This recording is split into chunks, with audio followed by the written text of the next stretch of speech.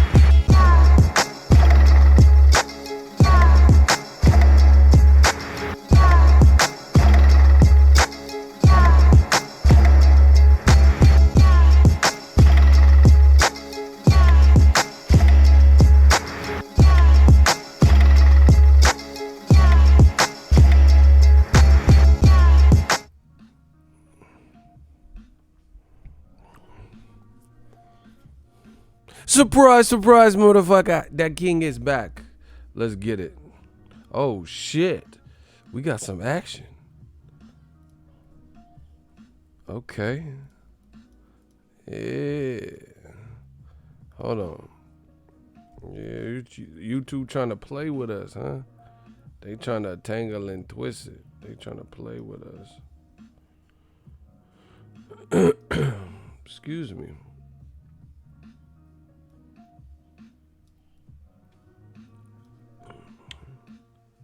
Yeah, man, I'm trying to fix it. I don't know why you two playing with us, but it's okay. We back. Yeah, what up, Fight World? It's your boy Ego. Let's talk about it. Shout out to my dude Jamel Herring. Shout out to the veterans. You know, living proof you can come back from a loss, become a champion again. Julian J. Rock Williams, Jamel Herring, living proof of that. That's what I love boxing for. That's what I do this for. Shout out to my man Jamel Herring on his victory. Shout out to Jose Pedraza. Came off a Lomachenko loss. as well as the Tank ass whooping. He a champion. Let's get it. Now, I want to talk about Devin Haney because I watched his fight probably in the most entirety. Devin Haney looked sharp, y'all. He looked like a problem at lightweight. I'm really upset that Top Rank got in there before Eddie Hearn. I'd rather see Luke Campbell versus Devin Haney, y'all. But we're not getting that. Bob Arum pulled his strings. Now we're getting Lomachenko versus Luke Campbell. That would have been an easy fight to facilitate. 2 Matchroom Eddie Hearn fighters, Luke Campbell and Devin Haney. Devin Haney looked good. Sharp, left hook was butter. The right hand was butter. Speed was on point. Yeah, Devin Haney, he called out Robert But see, Devin told me after a fight when I interviewed him, he don't want to fight Robert Easter now. He's like, what's the point? I called him out when he had a belt. He don't have a belt now. So, and his last performance with Robert, it'd be cool. Like, I'm not talking about me. I'm telling you what he said. Robert Easter versus Rancis was a rancid fight. That was horrible. So I don't know how many people would want. But, then again, it's not any worse than Antonio Moran. You know what I'm saying? So I'm going to have to pause in a second to get my drink. I put it in the freezer because I just bought it and it wasn't cold. So y'all going to have to wait in a minute. Devin Haney looked good. Man, he just fought 30 minutes ago. How am I going to know his next fight? Y'all bugging. Y'all really bugging. I ain't Eddie Hearn, Ego Hearns and shit. I don't know his next fight when he just fought like an hour ago. Devin looked good, though. Lightweight, he's going to be a problem. Like, to be honest, Ryan Garcia is my dude. Devin, I like all these youngsters, man. I like them all. But Devin, pro style wise and not making mistakes, he looked a bit further along than Ryan Garcia. However, Ryan Garcia's been looking good, and I think him switching with Canelo's trainer, Eddie Jepo and Eddie Reynoso, I'm pretty sure, that's a benefit to him. But as of right now, if they were to fight tomorrow, Devin Haney has looked more advanced. But, Ryan Garcia got real good athleticism and power. So he just has to build up on that. But from a complete fighter's perspective, I would say, I know, they fought 5 times, 6 times in the amateurs. I'm just going to if they were to fight right now. But that could be a big fight for DAZN, but it's not going to happen anytime soon. You're going to have to wait for that. You're going to have to wait for that. Listen. So, props to Devin Haney. Nah, what's the point of asking Devin Haney about the Shakur Stevenson sparring from like years ago?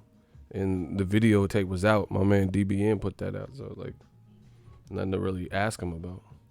I don't try. Listen, I'm a boxing reporter, whatever you want to call me, vlogger. You know what I'm saying? Just a motherfucker inboxing. I'm not a groupie. I'm not out here doing it you know what I'm saying? I don't know. I don't care about their sparring. That don't really mean nothing. Shakur's doing his thing. Devin's doing his thing. Out of the leaders of they're the leaders of the new school, Busta Rhymes. Out of that prospect class, you know what I'm saying? There's the new school. They're doing well for themselves. Teofimo, Shakur, and Haney looking like true professionals in the sport. I agree with that statement. They all look very good. Their styles have really shown quick to be pro styles. Mick Connellan got to step it up, in my honest opinion. Mick Connellan, he the one fighting the weakest competition. He was in the Olympics. He don't look as developed as the other guys.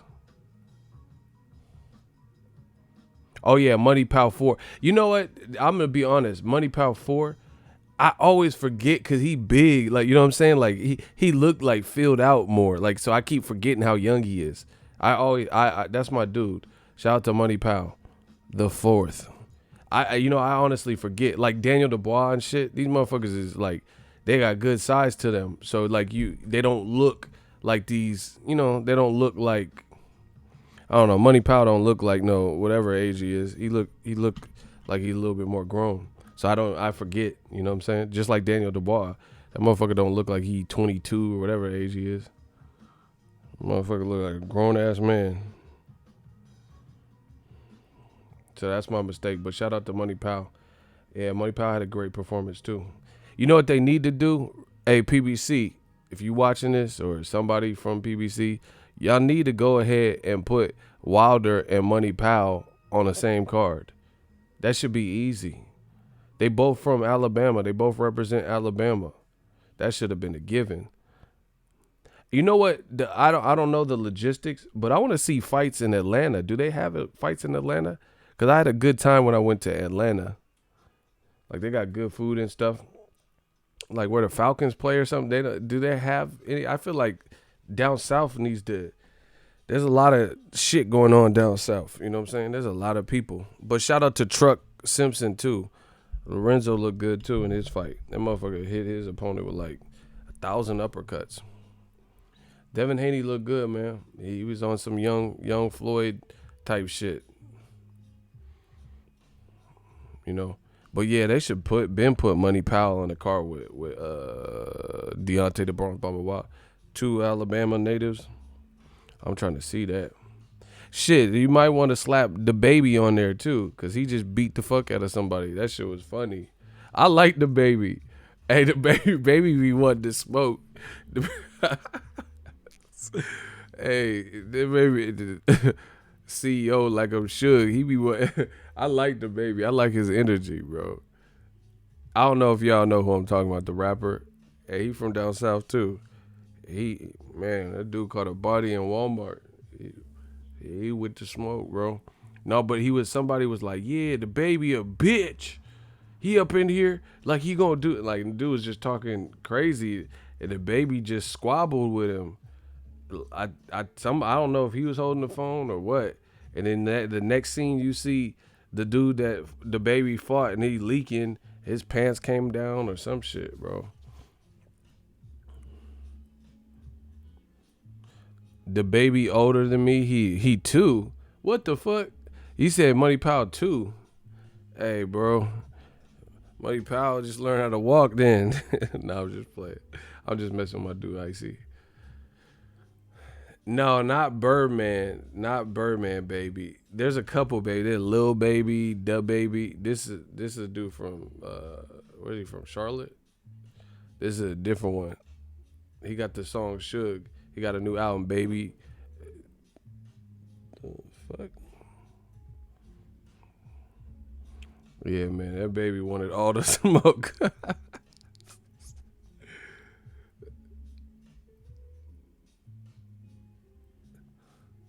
Nah, it's not Lil Baby. There's people confuse that. It's Dub. Man, just Google it. I'm done with it. Y'all get Birdman? Like y'all an actual baby's day out? Like no, bro. Anyway, shout out to that man, Devin Haney. Gary Russell was at the fight with Eddie Hearn. We'll see. I don't know who's in. Who does he have? I guess Tevin Farmer. That'd be a good fight for Gary Russell. But I don't know who DAZN has that like for him. Like money's cool. You know what I'm saying? But like if they offered him some good money, but I don't know who Gary Russell would even fight over there. On PBC, he might be able to get Tank, Leo Santa Cruz, the guys he just called out. So I don't know. I have to see what they're talking about. Because I don't know what, you feel me? I don't know who Gary Russell can even, and like real talk, Leo Santa Cruz and Tank, if he can beat those guys or fighting them would make him more of a star than I would imagine. Like Tevin Farmer, I don't know, bro. Man, I get Bearchelt's on top rank. Yeah, Gary Antoine he got hands too. You already know. Shout out to Maya. Outside of Ryan Garcia, who can Devin Haney fight at 35? I don't know. Because if Lomachenko beat Luke Campbell ass, like, if that's what happens, then who wants to see Devin Haney versus Luke Campbell? That don't really, it's not going to. Yeah, I already shouted out Herring. That's my guy. He's a good dude. Oh yeah, man. New media. Actually, before we get into this new media shit, I gotta go get that drink. I want to get comfortable for this. Yeah, shout out to GG. He said subscribe to Boxing Ego. Old media is mad as fuck. We gonna break down this Joshua shit. I told you, dude, we don't sleep. We don't stop. Good luck. Let's see if they can outwork us. I'm gonna go down and get that drink, and then I'll be right back. And it's about to get cracking because I see what they doing with this Joshua shit already.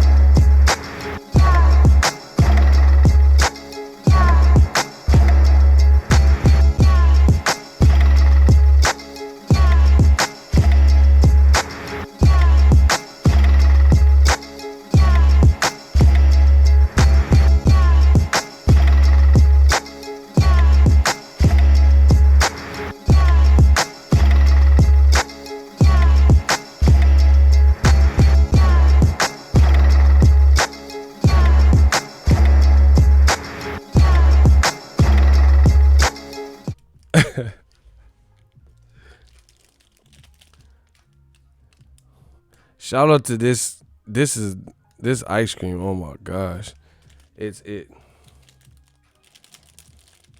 I love just the regular itch it. Hey, the shooters don't be playing, bro. Shooter said, I already clapped you off other channels. Don't make me clap you again. What? How was the trout fight? Huh?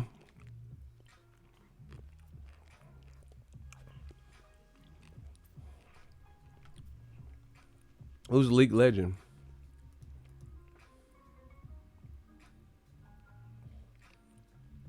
Oh, he disrespecting the ladies out here? Yeah, clap that Bill Cosby motherfucker. You cannot say fuck with the Phil Florida and the pudding. And you was trying to scare the man.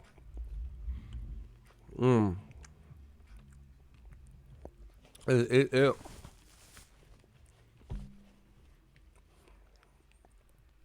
for the record, some of you dudes have no game at all. None. Negative. You have no game. I hate dudes like that. You'd be at like a nice little house party. There'll be like some pretty women there. And then one dude always do too much and shit. Oh yeah, where's the pussy? Like, get your stupid ass out. You ruined it. Making the girls feel all uncomfortable and want to leave and shit. I hate dudes like that, bro. These obnoxious. Show us your tits. Like, oh my God. Like, y'all got no fucking game. Y'all got a Pornhub premium account. That's about it. And wonder why you don't get nowhere. Y'all don't know how to talk to women.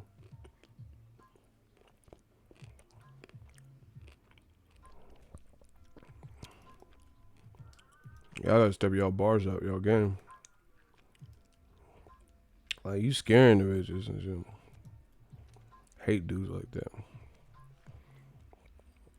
Yeah, be trying to do shit. Women don't like all that extra shit, bro. You trying to impress them. They just want to, meet somebody cool and make them laugh and shit. You tripping. Y'all some fucking Pennywise ass clowns and shit.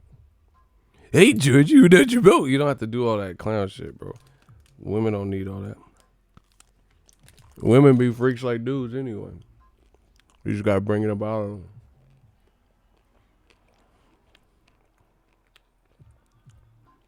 I know guys who go to clubs just to stay on the wall all night because they ain't got no game. They suck.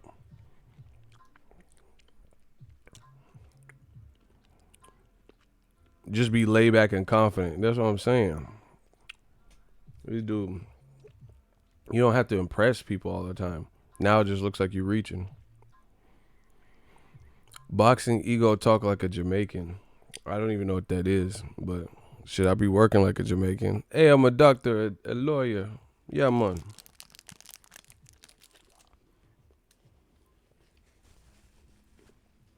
What did Devin Haney say in the interview? This is a good article. Column.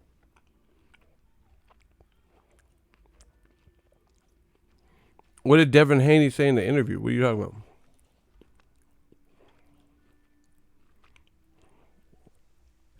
And funny, girls love men who make them laugh. Exactly. Tell them, L.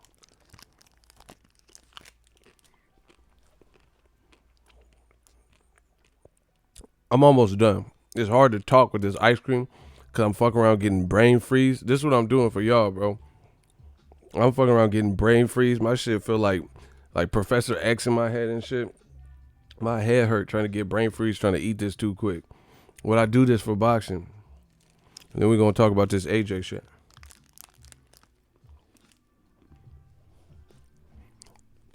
Hey, whoever invented brain freeze can go to hell. That shit hurt. This shit hurt me. Hurt me to eat, and I keep doing it.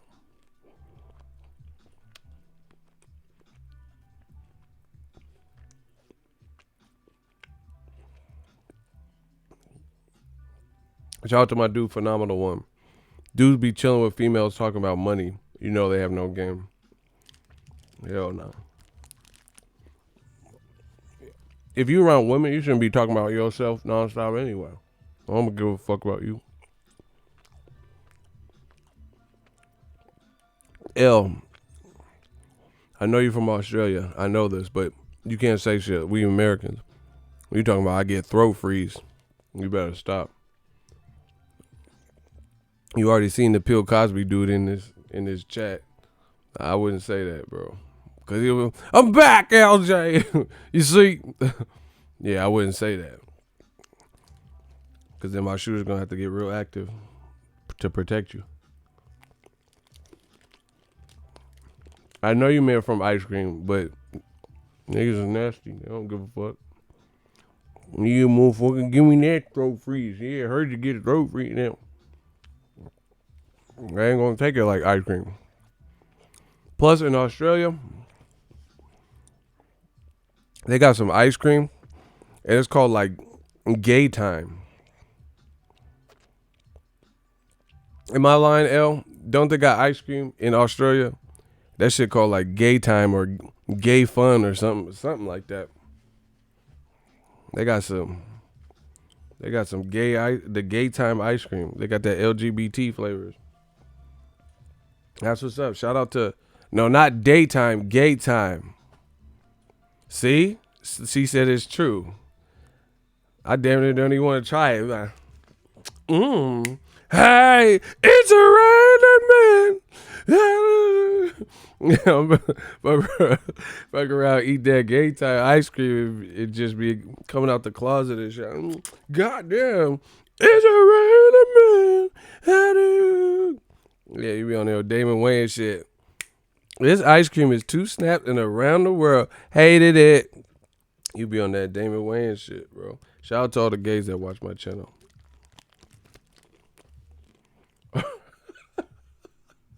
Yo, wild in the comment, though.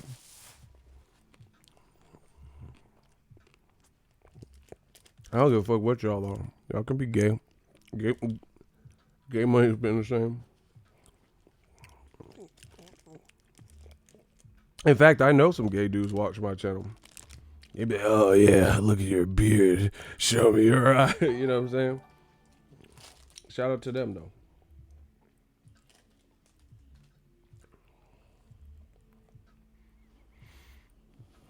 All right, I'm on my way.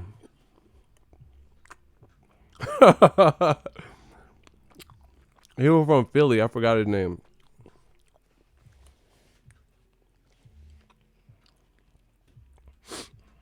What did Devin Haney? Why won't you just tell me what Haney said? Why I gotta watch it?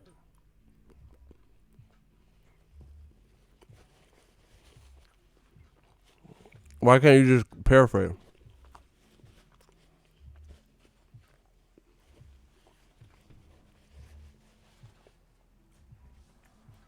All right, we good.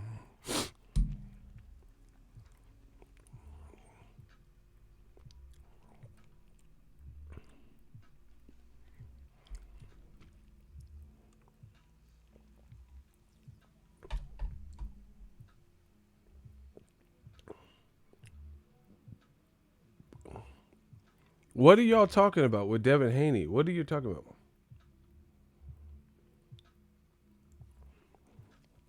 What did Devin Haney say? Pedraza is in a different weight class. What did Devin Haney say though? I don't get it. Y'all keep talking about this shit. You're like, I can't believe what Devin Haney. Like, what did he say?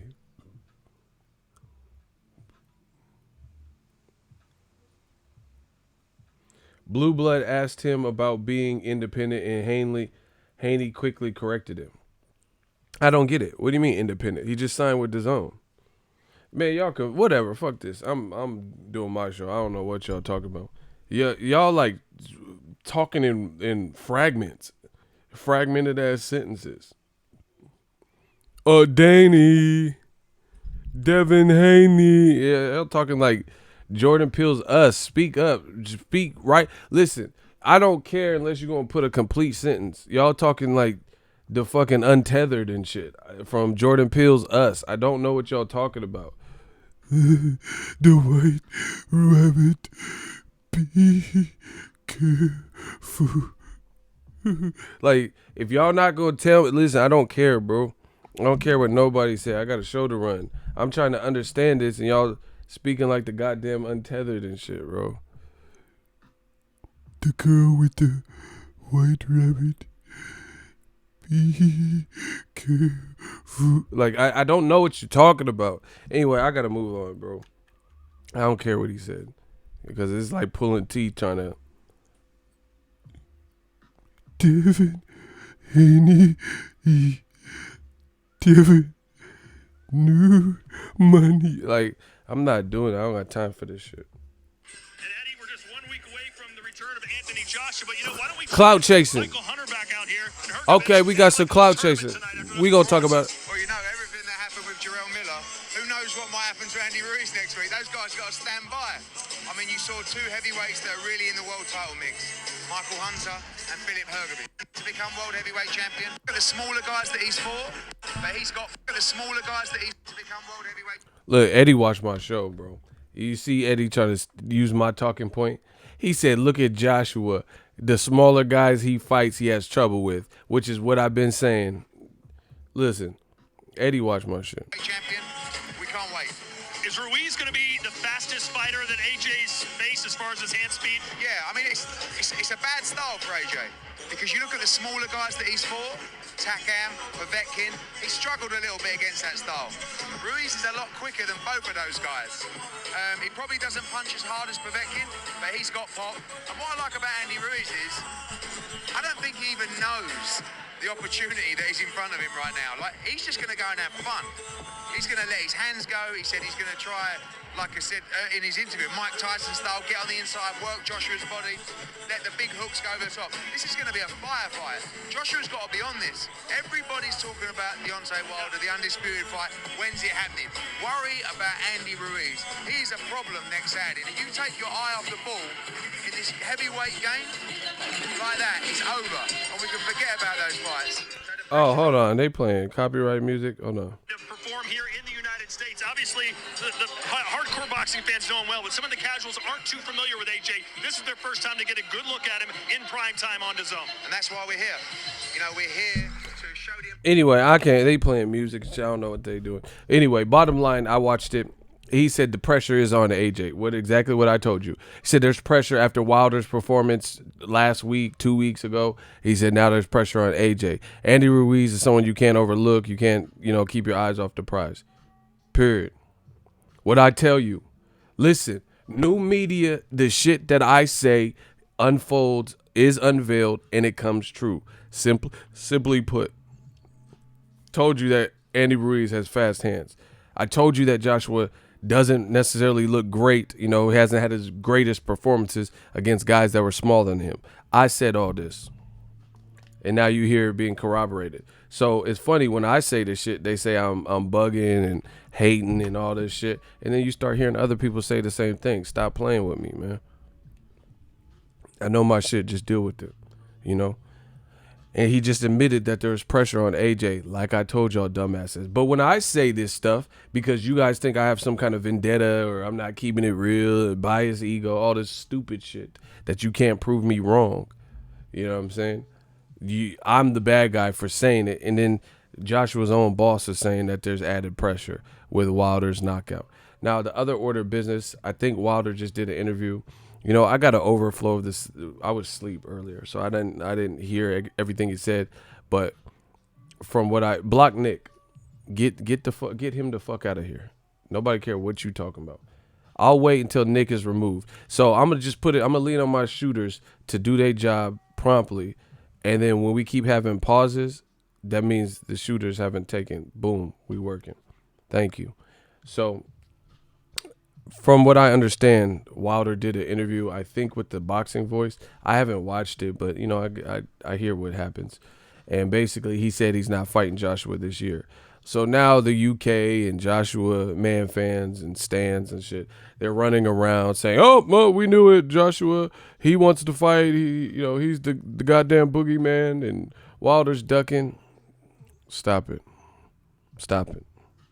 You guys sound so stupid and so foolish to even take this approach. Stop it. Nobody believes the stuff you're saying. Like, it's always a game. It's always a damn game. Expose him. Oh yeah. Okay. Notice this. Old media has been getting their ass kicked so long with the points that they're making. They have to jump on any topic that looks like it gives them any level of room to save face, which it really doesn't. They just jump on it. They don't care if the argument is strong or anything. They just jump on it. That's a level of desperation. We have old media so desperate that any bit of life that they think they have to making a point, they jump on it. Like, for the last 2.5, 3 years, I've been clamoring for and covering Luis Ortiz in the heavyweight division as it pertains to him getting a title fight. Wilder stepped up. Joshua still hasn't. Joshua was called out. They were on the same label at one time, both with Matchroom at a point in time. He was the mandatory at a point in time. Never did we see Joshua select Mr. A-Side, select Luis Ortiz.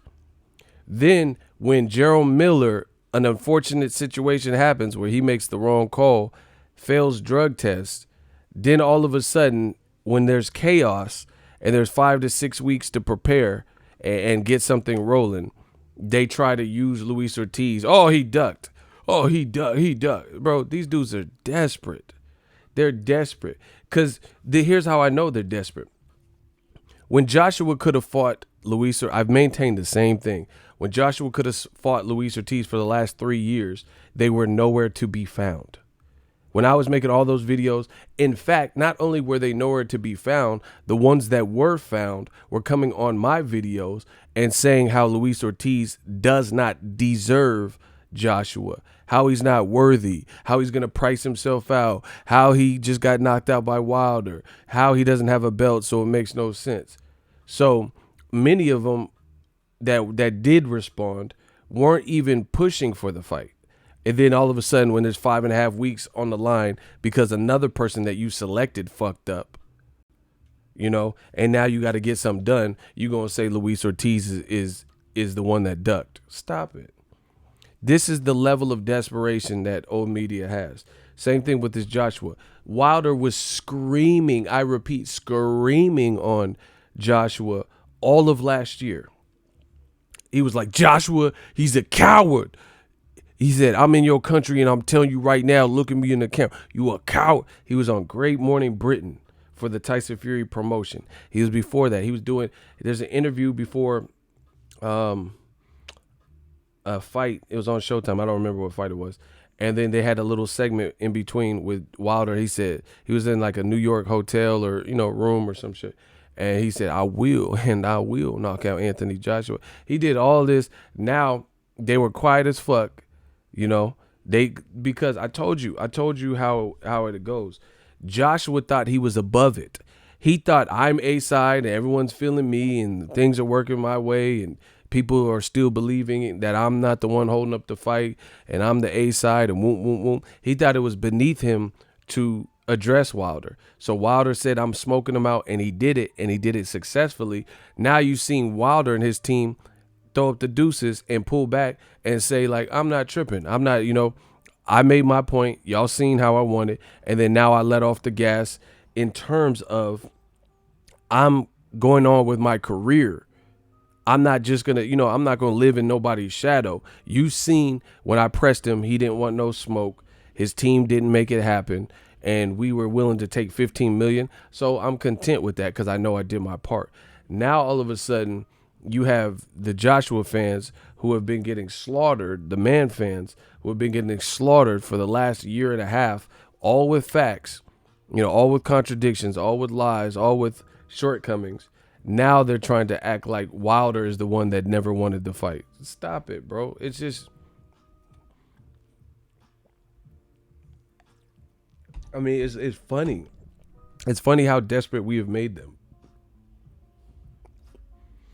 Ortiz called Joshua a pussy, a chicken, a coward, said he was hiding, said he don't want no smoke. Tyson Fury just did a recent interview. He said that Joshua don't want to fight Wilder. This is what everyone's saying. So, again, you got Joshua Man fans who are about the only people who keep saying that, oh, Wilder's ducking. But listen, fuck the fans, because the fans can be irrational. You're a fan. You have no allegiance to. You don't have what I mean is you don't have a reputation that you have to maintain. At best you could be a fan, but if you're not a face and a staple or a fixture in the community like that, you can always start another username. You can always do another account. So fans could be fans, but look at what your peers are saying. Look at what Joseph Parker said. Listen to what Luis Ortiz said about the situation. Listen to what Tyson Fury keeps saying about the situation. Look at what Wilder's saying about the situation. Those are people with actual stature and or something to lose there. That's why I don't care about the man fan comments, because anybody could be a man fan and then just disappear into anonymity, and just remain anonymous. So that doesn't really matter. But if you have a brand and something to lose, like your credibility, that's different. Because now you have something. That's why I can't trust nobody that don't have nothing to lose. I can't trust nobody that had nothing to lose. I had an old store manager at Lowe's. He told me this. He said, oftentimes when I'm hiring, because when I started leveling up to become to the point where I could, help facilitate, get people hired and stuff and do interviews, because I worked my way up in the company. He told me, he said, one of the pieces of advice, he said, if you have two candidates and one person has a kid and a house and wife, like when you get to know them and stuff, and you said you have another a candidate who they both did good interviews, and the other person is maybe 20, 19 years old, no kids, no, the parents pay for everything, whoop. And he says they both gave you great interviews. He said, who would you pick? And he said, I would pick the person with the kids. And I said, why is that? You know what I'm saying? If the person with the kids was a little bit older, 27 versus 20, why would you pick that person? He said because they have something to lose. Because if you can't just let down yourself, you letting down your kids. You know what I'm saying? You're letting down your kids. You have a family. You have a structure that you have to maintain and uphold as a provider, as a man, as a breadwinner. And I'm like, okay, that makes sense. You know? So then me, I can't fuck with nobody that don't got nothing to lose. Like if you could just say whatever the fuck you want and there's no consequence to it, then I probably don't fuck with you like that. Because you're not afraid of losing your reputation.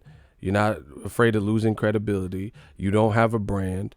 You don't have you have to have some level of success in something for me to take your opinion serious, when you're saying radical things. You get what I'm saying? Like, if you're just saying stuff that sounds foolish and outlandish, but then you're like, who are you? Like, I got to know who you are. You have to have some type of merit to what you're saying. Like, okay, who would you take rap advice from? Jay-Z or some motherfucker from around the way that ain't never been signed to a major? I'm not saying that anyone can't have some level of advice or whatever, but you definitely going to listen up when Jay-Z's saying it. You know what I'm saying? Let me get to the super chat. Box fans, $2. Ego on every day. Kick on the likes. Yeah, definitely hit that. So, yeah, all this, like, these man fans, I can't take what they're saying, because you have the luxury, like me. I leveled up, double up. I don't have the luxury of being just a fan. I can't. I have a brand. I can't be a fan with the brand. Not saying I can't be a fan of the sport, but I can't talk like a fan. I can't just be saying bullshit because I have something to lose. Everything I work for, I have something to lose. So I can't just put out information that I know I don't fucking believe. You know what I'm saying? That's why it's different. I don't have the luxury of just sitting back and just kicking back. And like, if I go to a fight and Wilder knocks someone out, I got work to do after. I can't just go to the club right after. I got work to do. This grown man shit. So we in two different leagues. That's why I don't believe a lot of these man fans, because they have the luxury of being a fan, saying some bogus shit, and then just making another username when nobody believes them, or, to avoid looking stupid. You could just disappear. I can't. I'm ego. I'm boxing ego. I can't just disappear. Do you know how many, if I was saying crazy shit, if I said Wilder's going to knock out Brazil and then Brazil knocked him the fuck out, then people are going to be like, aha, they're going to be on my YouTube and they'll come for me, Twitter. What do you have to say for yourself? I can't just disappear.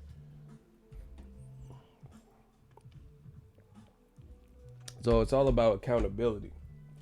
A lot of these motherfuckers ain't got no accountability. They don't really have nothing to lose. They ain't making no money on YouTube. So they could just say some bullshit. They don't have a relationship with fighters, so they could just say some bullshit. Even if they say something about fighters, they could be talking shit about fighters. They never put themselves in a position to be anywhere where those fighters are. So they could say, oh, Wilder's a bitch, but they're not putting themselves in Wilder's orbit to talk that shit. You know what I'm saying? The stuff I'm saying, I got to see Wilder. I got to see these people at the fight. And I don't care about seeing them at the fight, because I believe what I'm saying. These motherfuckers would never come. I know for a fact, because look at all the people who hate on Wilder. I'm next to the man sometimes at different events, and I don't see or hear none of this shit. I don't see or hear any of this shit that you saying online when I'm standing right next to the man.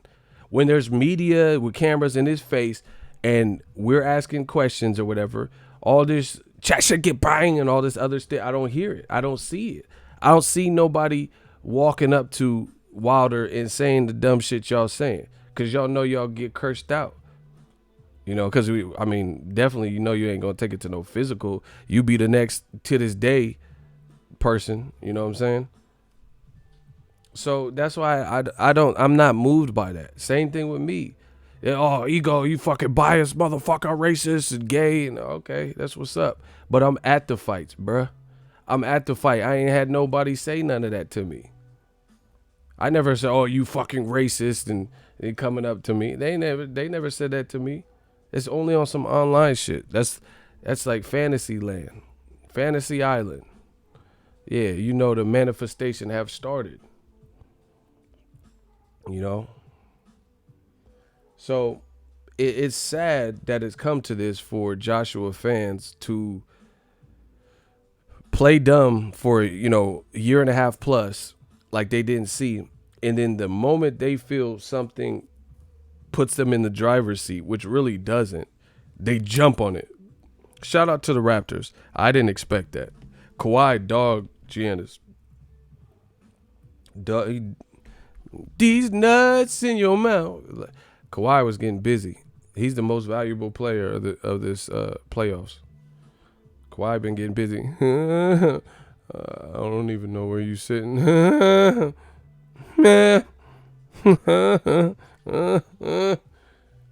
Kawhi laugh was getting busy.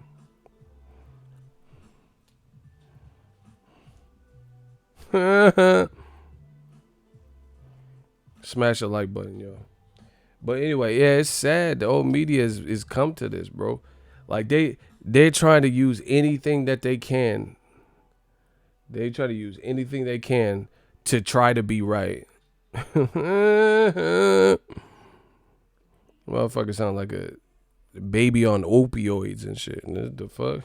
Baby, a baby crying. You sound like a drunk baby and shit. Anyway, yeah, it's sad, bro. Why? Listen, I told you, I've already explained this shit, bro.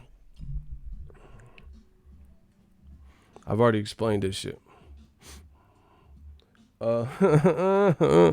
Media's dead. It's a thing of the past. You guys have to deal with life after media.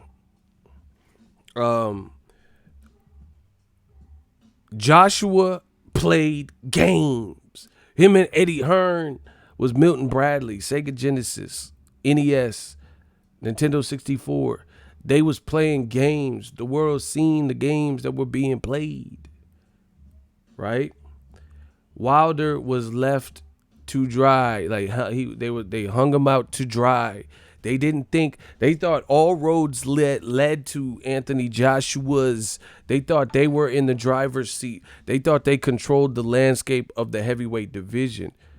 But Deontay Wilder and his team had the resilience to bounce back from what could have been, a tumultuous time, because remember, Eddie Hearn was cocky. Last year, he was like, oh, Povetkin, Joshua's going to fight Povetkin, and his profile is going to go whoosh, whoosh, through the roof. And Wilder, who's he going to fight? Brazil? And it's going to go. He was playing these games on IFL. I know y'all seen this shit, right? So he's like, Joshua, Wilder. And he was playing these games, right? They thought they controlled the board. Joshua, Wilder, he was doing all this. Thought this shit was cute. And the UK was like, yeah, proper banter, Eddie, massive Ed. Cha-cha-ka-bang. They were doing all this shit. Thought the shit was cute. Ha ha, he, funny, he, how, he. They was on that Missy Elliott. He, yeah, he. They was doing that regulator. He, yeah, he. Right? They thought this shit was cute. It was funny. Joshua, Wilder. Joshua, Wilder. They thought all this shit was fun. Funny, not funny. Thought it was games. Tee, motherfucker. Right? Shit backfired because nobody gave a fuck about Povetkin. Numbers were never released about Povetkin. You know what I'm saying? It didn't sell out. Joshua didn't even necessarily look great in the fight. Didn't cut his hair. Nose was bleeding. Povetkin was getting to him early. Then he came around, knocked out Povetkin. As he should. He's bigger, he's strong, and he's 6'6" to Povetkin's 6'2" or whatever. And he's not 40 years old like Povetkin. So they thought they left Wilder out to dry. Another reason I know is because Eddie Hearn, he said, okay, have fun fighting Brazil. He was being condescending. He was like, oh yeah, he'll fight Brazil. But Wilder's team didn't fight Brazil. You know who they fought? That's right. There's only one Tyson Fury. He fought Tyson Fury. And coming off of the heels of an already respectable performance where he was tested in Luis Ortiz, that culminated with the great 2018 for Deontay the Bronze Bomber Wilder. He fought Luis Ortiz, the boogeyman, undefeated, and he fought another undefeated fighter. So the fans was like, okay, I've been giving Wilder shit. Let me get off his back, because Luis Ortiz is real in there and hurt him. He never got knocked down, so he answered some questions about his chin, and he weathered that storm and came back and stopped him. I got to respect that. Then Wilder fought another person, this time undefeated, another undefeated guy, somebody who's bigger than him physically, who's boxing and shit, moving crazy, and that's what they didn't anticipate. And then slowly but surely, Wilder kept doing these little things in between, reality shows with his girl. They were making fun of those types of things. The fans I'm talking about. Oh yeah, Wilder's on Real Housewives or whatever, whatever the fuck show he was. Look at Joshua and look at Wilder's doing reality show. That shit helped his bio, Then you start seeing him with Dre and LL Cool J in pictures and on the Final Four, at the Equalizer premiere. Like, oh shit, Wilder's star power keeps growing. Then after Tyson Fury, everybody's talking about and replaying the knockout. So everyone's like, oh damn, Wilder's a beast, arguing if it should have been a count or if, it should have just been stopped. Whoop, whoop, whoop. So Wilder started buzzing. Meanwhile, Joshua started losing that. You know what it reminds me of? If we're doing analogies, I'm the king of that. Nicki Minaj and Cardi B. Nicki Minaj was the hottest female the hottest female MC of the time. But she started doing Barbershop 3. She took a long time off, and I don't think she was touring. Her brother caught that, pedo case. And Cardi B started blowing up. Like, she started, I make money moves, something. These is bloody shoes, And then people start, okay. Then she did a song with Bruno Mars. Okay, Cardi. Then she did another song with Bruno Mars. Then she had a baby with Offset, She started doing, I don't know. I seen her at the movie theater. They had her like a Pepsi commercial or like Billard or some shit.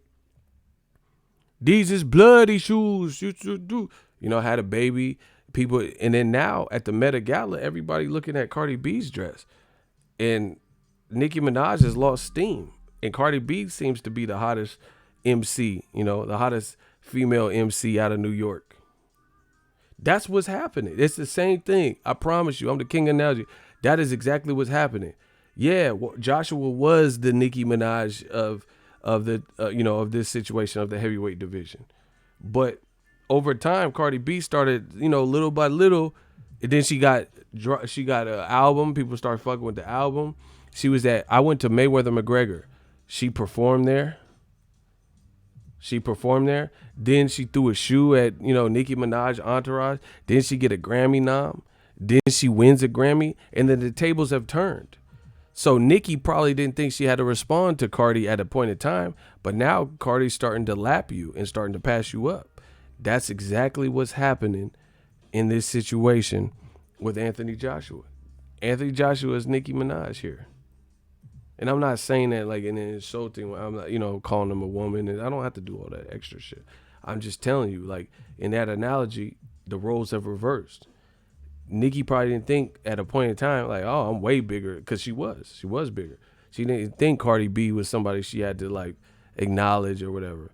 But then they did a song with the Migos, and people were like, oh, I like Cardi verse better than Nicki. Shit like that. So she started getting traction. That's what Wilder did. Tables turned.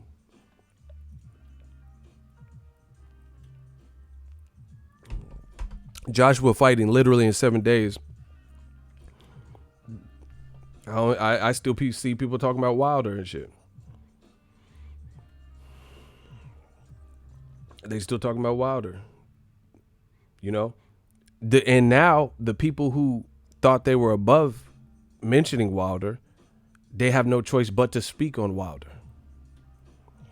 Eddie Hearn was at the Devin Haney card in Maryland.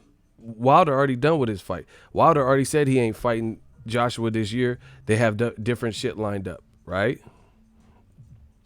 They asked him. They said, oh, casuals don't really know who Joshua is. They said that on DAZN. They asked about Wilder. Is there pressure? You have no choice but to talk about Wilder. See, God willing, that's what new media is doing. Before, like when I first started, if I didn't get a credential or, they could try to sleep on me. They can't sleep on me now. Everybody in the boxing game, it's not that big. They know who the fuck I am. You know what I'm saying? So that's what happens when you just work hard and put the work in. You know, you become on your Thanos shit. I am inevitable. It's inevitable. You can't like ignore it anymore because it's so in your face. I'm telling you, unless AJ has a comparable first round KO, it's a wrap. Wilder's the A side and deservedly so. Tell the truth. That's what I'm saying. Meek Mill just got kicked out of the Cosmo. So that's what I'm saying. Like he was hot. The Cosmo was on some racist shit. You can't just pair Joshua with Meek Mill and think that's going to be. Wait a minute. Y'all thought I was finished? That's not going to look.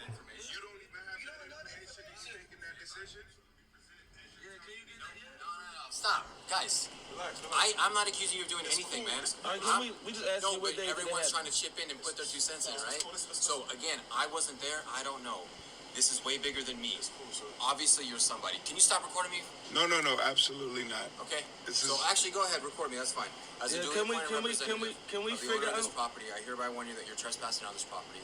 But listen though. As defined by Nevada Revised Statute 207.200. If you do not leave these premises immediately, you will be subject to arrest for a misdemeanor. For what? Your subsequent return to these premises after being duly warned out. Arrested for what? Arrested for what? Do you understand this? Warning. Again. We'll get you that See, they wilding on me in Vegas. That's some bullshit. You know what I'm saying? But yeah, that's not gonna. They fuck around and put the DAZN curse on Meek, bro. That's fucked up in Vegas. That was Meek Mill. I don't know what happened, but he was at the Cosmopolitan and then he was trying to get a room or trying to be there, and they said you got to leave. I don't know why. I don't know what he did. Being black in America, I don't know. I don't know what happened, but they said you trespassing now. So if you don't leave, you're gonna be arrested. And he's like, arrested for what?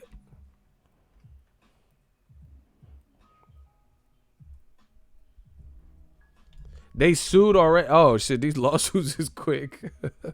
They already got a lawsuit.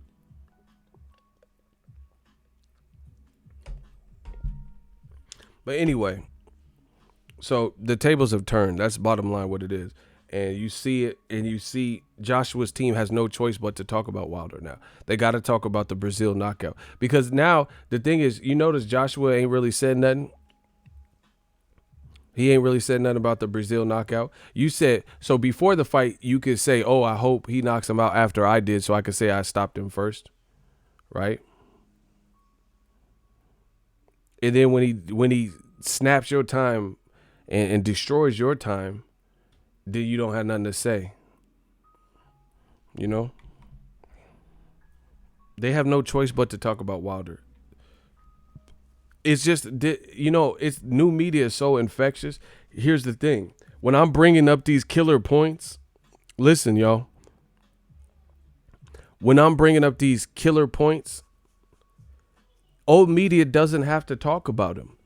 But they're going to be the minority because the voice is getting louder and bigger and bigger and bigger.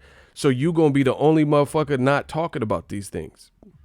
You get what I'm saying? That's the beauty of new media. That's the word of mouth. That's how shit spreads like the bubonic plague.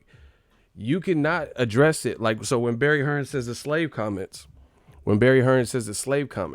you don't have to talk about it on your channel, but people are going to know you fake because it's a hot trending topic that everyone else is talking about. And it's, created this outcry and this stir, and your ass is the only one not talking about it. That's the benefit. Same thing with Wilder Brazil. He's gone so viral. You're in the division. People want to see Joshua and Wilder. So the fact that Joshua ain't saying too much about it, that only goes to show you that, you know, he probably feels a type of way. How are you not talking about it? How are you not talking about it, but everyone else is talking about it? You're in America, so you know the reaction to it, and you trying to act like, you know, like it didn't exist. So, you know, that's the great thing about my channel is it's authentic because you guys get it real. You know, you get the real scoop. There's no subject that I hide from on my channel. I don't duck or dodge nothing. If Mayweather and the Gucci thing is what people are talking about, I'm the first to talk about it. If Barry Hearns is saying something about Slave, if it's good, bad, or in the middle, I talk about it. So you can't say, I don't want to go to jail for something I didn't do. You can't say Ego Veli won't talk about it, bro. I talk about everything. I talk about all this. Like if Luis Ortiz calls out Joshua, I talk about it. If Joshua responds, I talk about it. I cover as much as I can, you know. There's not one subject you could say I stayed clear of that because, you know, I was afraid. I was afraid to make a video about it. Tables turn, man. That's what's happening. Same thing with Spence. You see that at 147. Before, people were front on Spence. Oh, he needs to get a belt. He needs to do this. Oh, he's not ready for the big leagues. Woo, woo, woo. Now he's doing 50,000 and beating up Mikey and gaining fans because not nobody, but a lot of people didn't know he would make it look that easy. He's doing good crowds, making money on pay-per-view. So what can you say? Now you see people talking about it. Man, little by little, I told you, we changing the landscape of this game. Man, I'm not even trying to brag, but same thing with Keith Thurman and Errol Spence. I was the first person really talking about that, and I'm like, damn, he should fight Spence. That's a good fight. Keith was the one. I'm not talking about last year. I'm talking about way before that. Back when Floyd was saying it, and before that, Floyd was saying that Keith should, and then these motherfuckers are like, oh yeah, Floyd's trying to use Spence as a bodyguard and shit. Fast forward to the future, ask somebody what they feel about Keith Thurman versus Spence. So some of these issues take time, but it's worth it in the end. Nobody agreed, well, not nobody. There were a lot of people who disagreed and a lot of people who agreed. Now you ask people about Spence and Thurman, and you see people agreeing with what I told you guys from the jump. It's funny, and that's how new media works. That's why we don't fret. We got time on our side, bro. Just last year, people said all this stuff about Joshua is this, and he's way bigger. Now, as we get closer, you see the tide has switched. Like I said, Nicki Minaj, Cardi B, it's different now, and it feels that way, you know. It feels different. You know, and that's how you can always tell people who never, like, who said this and then they got to backtrack. What's up? My name is Julian Williams.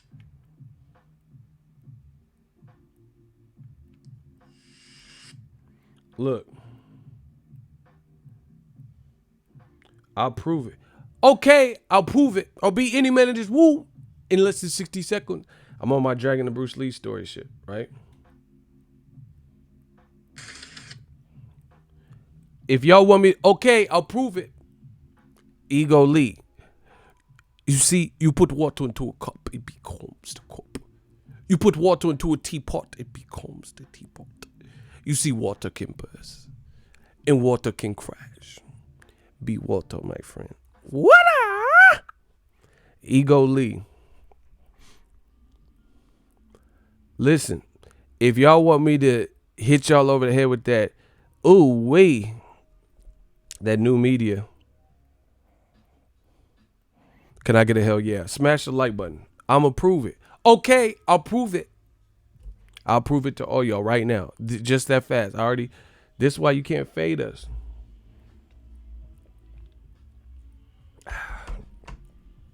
Watch how quick I do this. Okay, I'll prove it. Talk to him, Ego. Shout out to Star City J with the $5 clap. I told you, new media is something you just got to deal with it.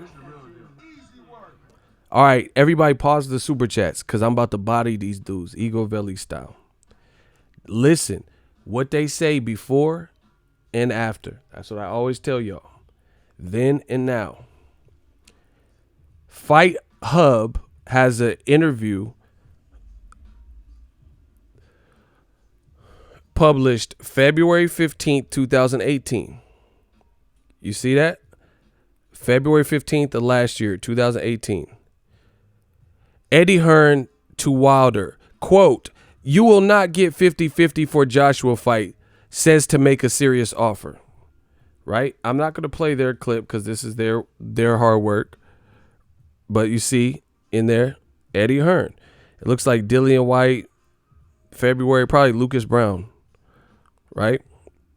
Fight Hub, Eddie Hearn to Deontay Wilder. Quote, "You will not get 50-50 for Joshua. You need to make a serious offer." That was him in February.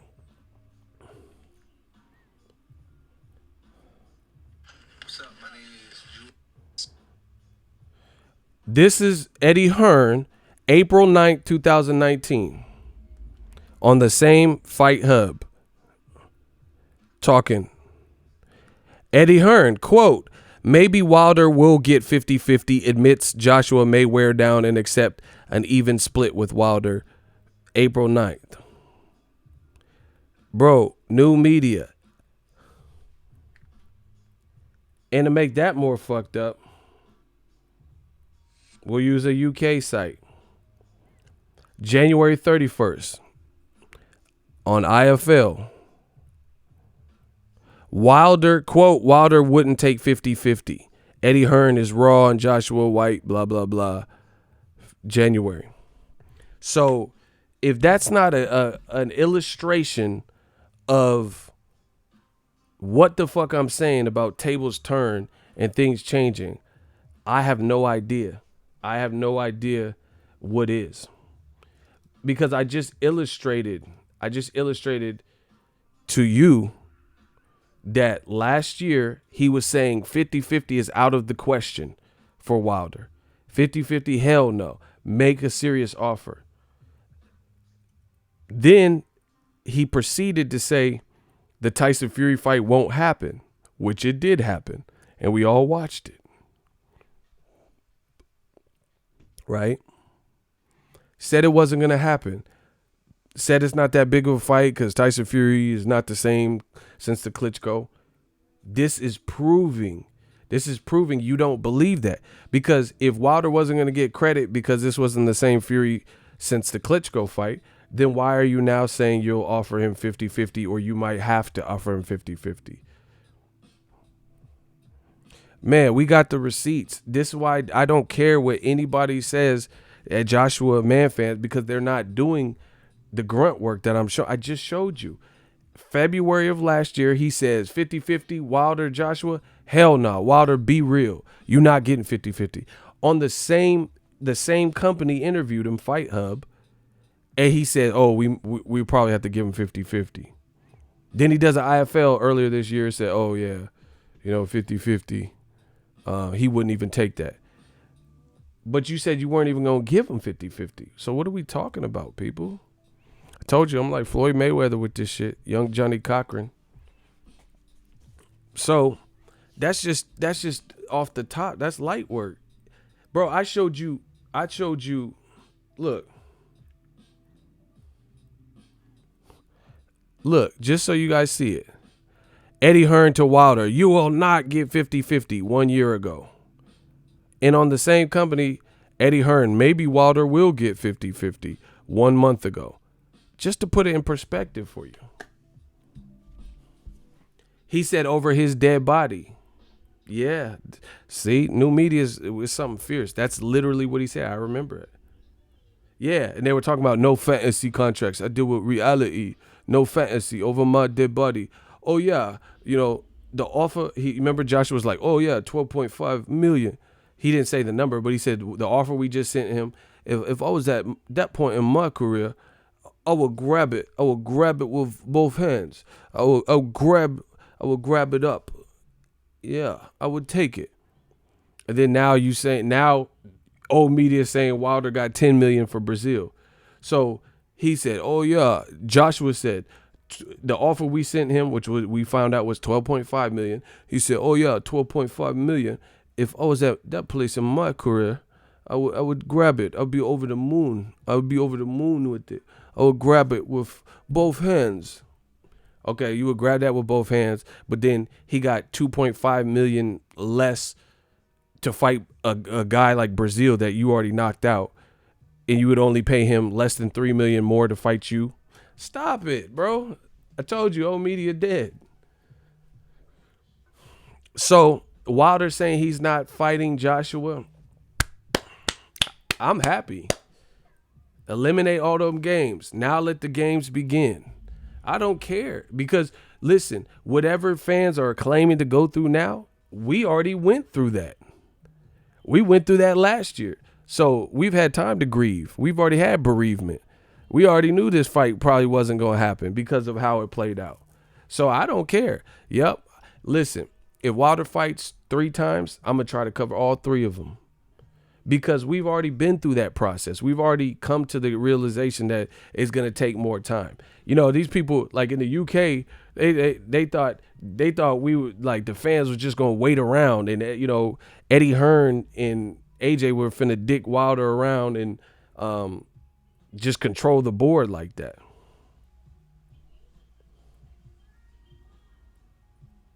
So I don't even care. Like, you know, I want to see the fight. You know, I'm a boxing fan. I want to see that, but I've already used to the bullshit. You feel me? So I'm already used to it. We got used to it and very acquainted with it last year. So now you want to try to flip it like you've been smoking out Wilder and he's the one. Come on, bro. It looked horrible. And it's a sign of desperation.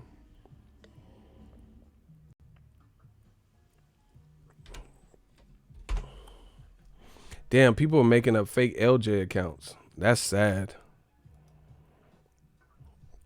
And then Cursor spotted that. Bow! Oh, shit.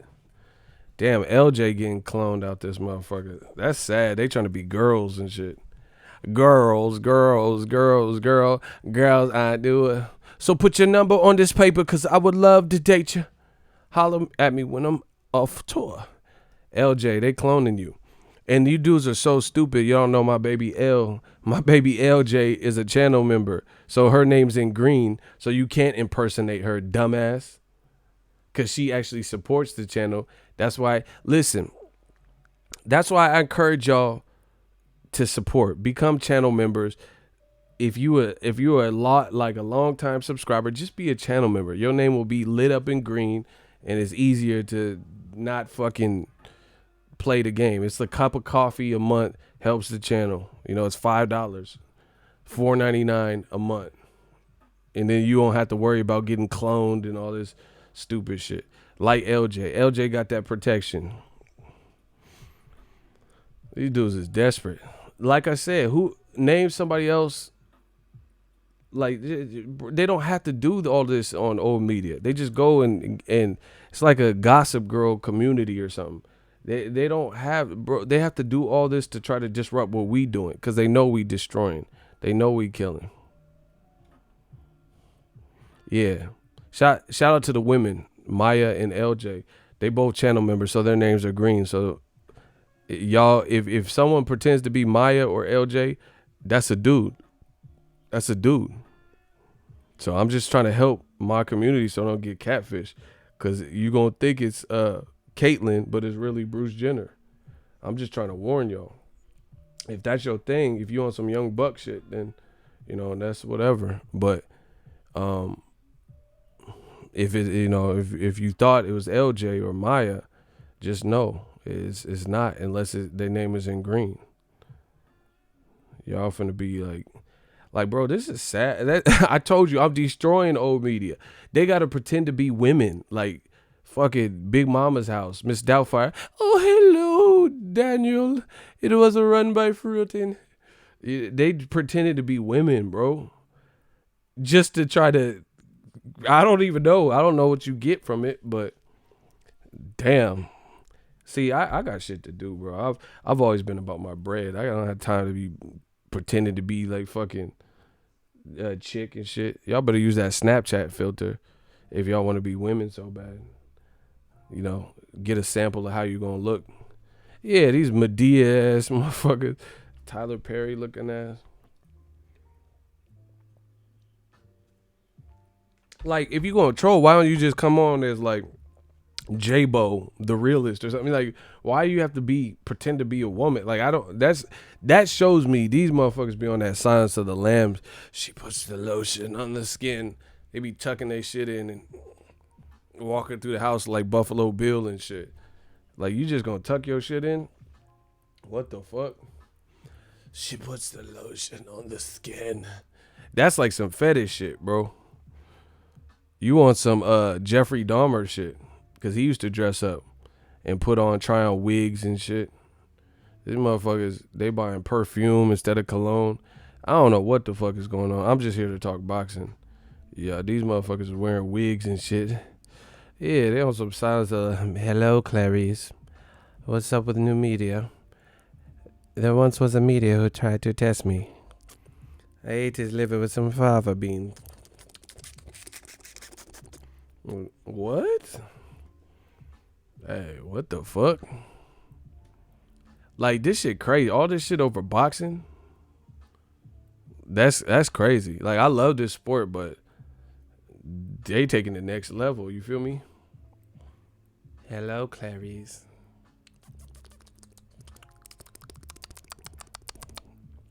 Like, can you please stop doing that? It's very off-putting.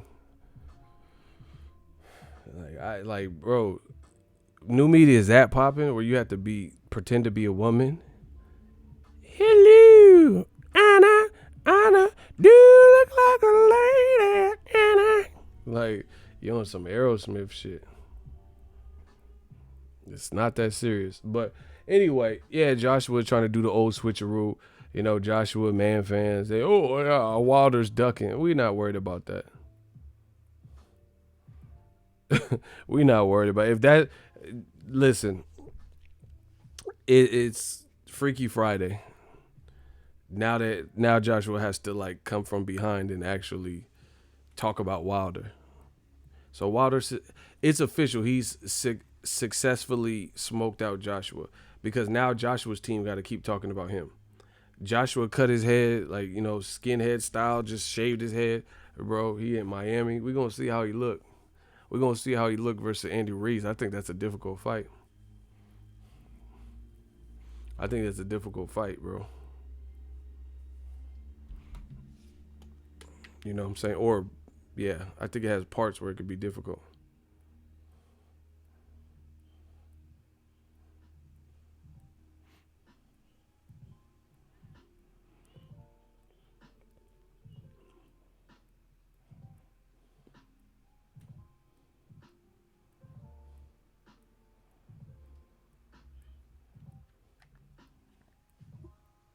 It's mad.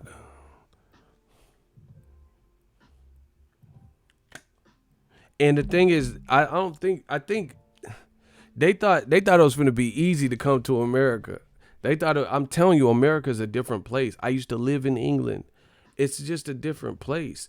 You could be the most popping guy in UK and nobody knows you in America. But put it this way. The biggest American star, do you think they know him over in the UK? Like, so when America produces Eminem or Dwayne The Rock Johnson, do you think they know who Dwayne The Rock Johnson is? Kevin Hart, you know, Eminem. Do you think they know him over there? Snoop Dogg. Do you think in the UK and England they know who those people are?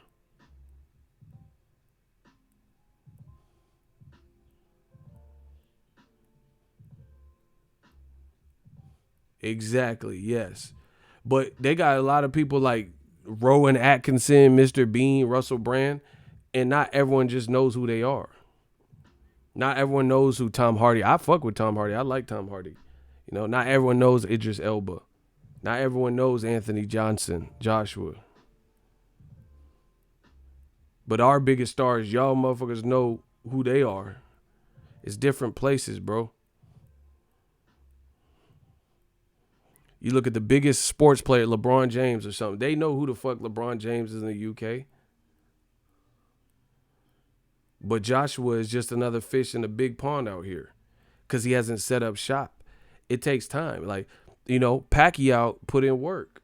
LaDuaba, that he started fighting like people who had names here. Marco Antonio Barrera and Eric Morales. So that's why he got a name out here. He started fighting motherfuckers from out Oscar De La Hoya, Shane Mosley, Juan Manuel Marquez. These guys all had established names in America. That's what it takes. Joshua thought he was the king shit and didn't have to do nothing. He thought he had to do nothing but sit back and be the A side and, go to Dubai with 18 dudes and shit and live the best life. And then that was cool. And everyone would have to grovel and beg him. But he's quickly seeing that ain't it. He quickly seeing it's not it. You got to put in work. You the man in the UK. Nobody took that from you. But you not going viral. You about to fight. You about to fight and you're not going viral. Like the shit you doing. DAZN, I just showed you. Some of the DAZN posts on YouTube, I get that type of views. They not blowing me out of the water. I got more subscribers than them. They might have passed me. I don't know. But it's not, I don't really care. Because at the end of the day, I'm one person. I'm not putting billions out. So I'm not losing, like, you know what I'm saying? I'm not putting the elaborate, sets trying to make shit work. I put in money, don't get that twisted, but it's not like I'm not employing Sergio Mora and, these different people. They are. So they got constant expenditures, application app updates and shit. I just buy gear and keep it rocking. So it's like, they got work to do, man. Their commentary, it don't feel like I'm being real. DAZN doesn't feel like a big production. Like their motion graphics are cool, stuff like that. But the whole experience, I don't have a big fight feel. It really doesn't feel like, I don't know why. I don't know. I'm not trying to be anti or a certain way. I'm just telling you, it doesn't feel like I watched Devin Haney's fight. It don't excite me the same way. I have no idea. Joseph Brown, $5 super chat. AJ's debut should have been in LA, New York. Too rugged. They ain't with that sweet shit. His persona fits LA. Hey, you can't do LA like that. LA rugged too, bro. I don't know. I don't agree with that. They just killed the biggest rapper from LA right now, Nipsey Hussle. LA got some shit, bro. See, man, I'm telling you, y'all got misconceptions about Cali. Cali in general. I stand by that. Cali is not what a lot of people think it's going to be. I'm not trying to scare nobody. It got great parts like everywhere else. People always do that. They try to do that to the Bay. You see these rappers be coming out here getting robbed and shit, bro. This is not for play. The Bay, got great spots, but it also got some spots where you don't want to be at the spot, if you know what I mean. Go to North Richmond out this motherfucker. Go to the Acorns, Seminary, High Street, in Oakland. Like, come on, bro. It's not what people think it is. California is just a bunch of surfing and shit. Yeah, they finna surf away with your shit after they pull that stick out on you. They gonna surf away with your wallet. It's different. So yeah, Cali is not, I don't know. It's not, people just think of Hollywood. That's not how Cali is, bro. Hollywood is small. It's not like big. You know what I'm saying? In the grand scheme of the state. Bay, we don't play. That's what I'm saying. They think San Francisco is just a bunch of gay people running around and shit. That's not how anything like the city life. But y'all come out here. Y'all have a good time. Come out to the coast, have a couple of drinks. What movie is that from? That's what I'm saying. People think, they always think Cali is like Hollywood. Like, you know what I'm saying? It's shit. And real talk, Hollywood is grimy. Hollywood be looking run down and shit. Like, I'm sure that like Hollywood Hills or some shit is nice, but Hollywood be looking. I stayed in a hotel in Hollywood that was kind of lightweight grimy. My friend, he's a barber. His mom, he's from Compton. His mom, that's where they grew up. She still stay in Compton. I stayed at his mama house in Compton. Bro, she has the bars on the windows, which you guys seen that before. She has some shit. CPT is real, bro. Compton is real.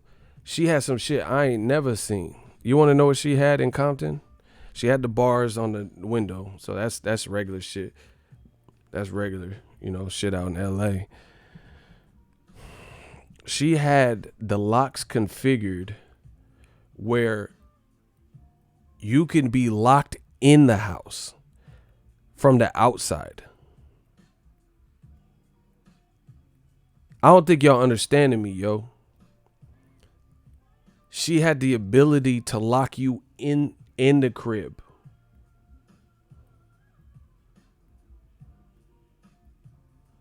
Do you guys understand what I'm saying? She had a deadbolt where you could lock someone in the house.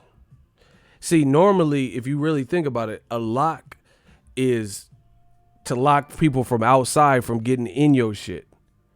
Her shit was set up where she could lock you in the house. And the reason we found out the hard way is we was about to go to this, I think it was like a hair show or something. And it was me, my barber, and a couple other barbers that were like on the trip with us. And we left, me and DC, we went out to get in the car, and we like, man, what's taking them so long? I forgot who was with us. Like, man, what's taking CJ so long? What's taking so long? And then he was like, I got back out the car, and he's like banging on the door. Hey, let me out. Her screen door, I don't know, she had it set up where the shit locks you in. And he was like hitting all the locks. We had to call his mama, and she had to leave the grocery store to come let him out the house. I was like, what the fuck? She has like a fortress. Like, so I don't know. Like, I guess if somebody in your shit robbing them, you stuck in that motherfucker. It was like some Saw movie. She was on some Compton Saw. I want to play a game. You tried breaking into my house. Now you're stuck until the cops come. I want to play a game. Like, I was like, what the fuck? So I guess if you try to rob the motherfucker, you could get locked in that motherfucker. I was like, damn, that's some people on the stairs shit. That's some people on the stairs type shit. I was like, oh, fuck. Man, shout out, rest in peace, Nip. Callie's with the shit, bro. He said house like a kill car. Shout out to Michael Raleigh, £5 super chat. Is heavyweight boxing history? How big is AJ versus Wilder? It's a big fight. But we're gonna have to wait for that. This the real deal. Easy work. Y'all bugging in this shit.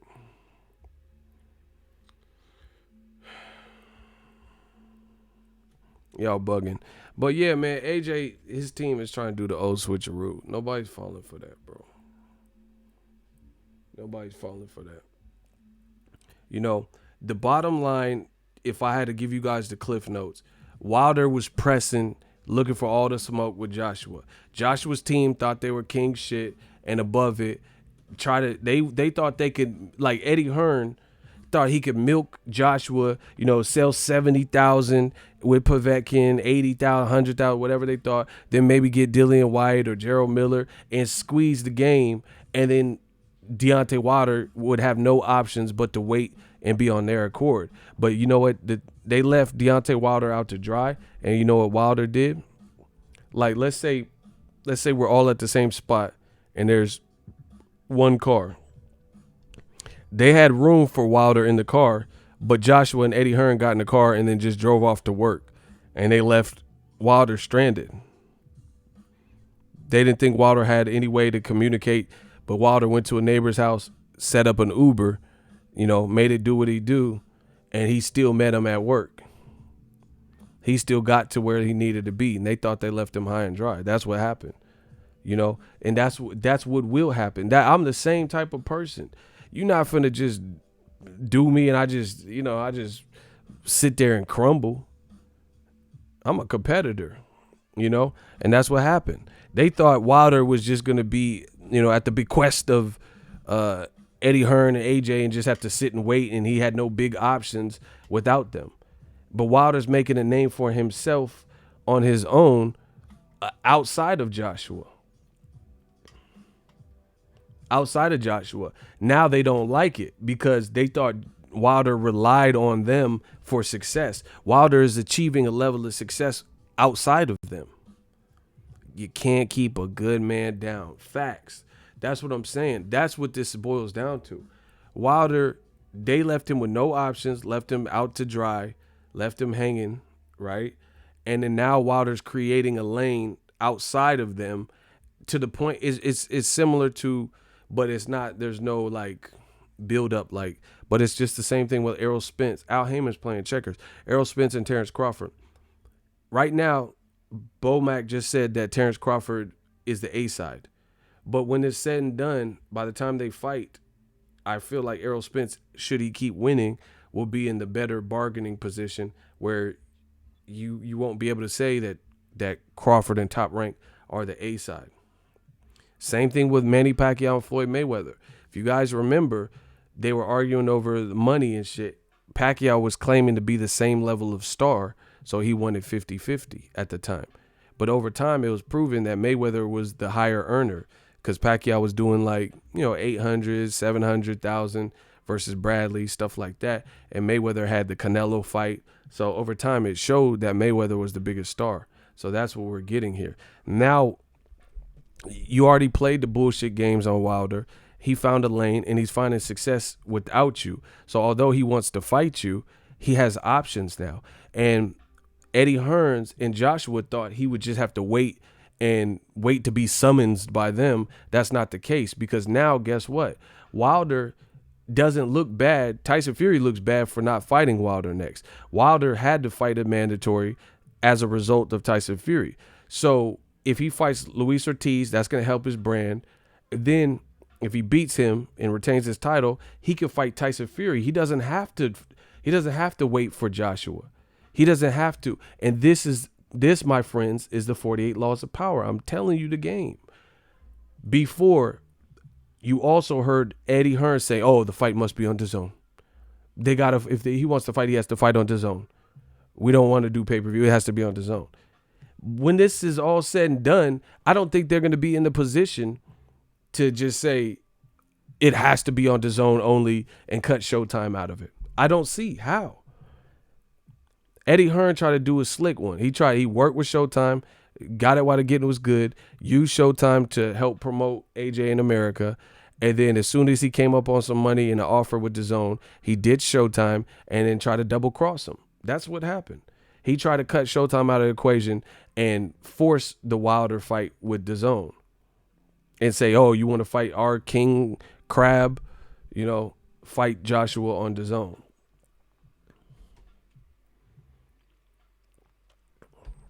That's all that's happening here. They're leveraging that playing field and getting in a better position. And they've been doing it successfully because Wilder's profile is growing. I told you, who can Joshua fight? Let's say he gets past Andy Ruiz, which I think could be a difficult fight. But let's say he gets past him. Who are you going to fight? Hearn disloyal as fuck. See? Who can Joshua fight to be an American star outside of Wilder? Because if Wilder fights Luis Ortiz, he can't fight Luis Ortiz unless he fights the version that loses again to Wilder. Because if Luis Ortiz beats Wilder, then I'm sure they would have a rematch. So who the fuck, those two people are tied up. Who is he going to fight to be a star?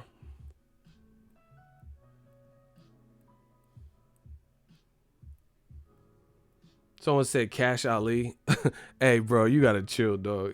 AJ going to get bit the fuck up all in his abdomen if he fight that man.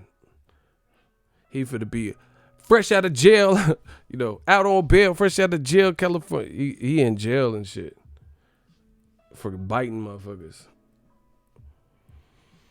He can't fight nobody. Who is Joshua going to fight?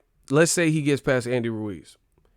It can't be Luis Ortiz, and it's not going to be Wilder, because they're presumably White doesn't. How's two British motherfuckers make him an American star? That don't make Dillian White ain't got no profile like that in America. He got a profile with boxing fans. That the casuals don't know who Dillian White is. Stop it. Someone said Liam. Yeah, Liam Neeson and shit, bro. I don't know who you are, but I will find you.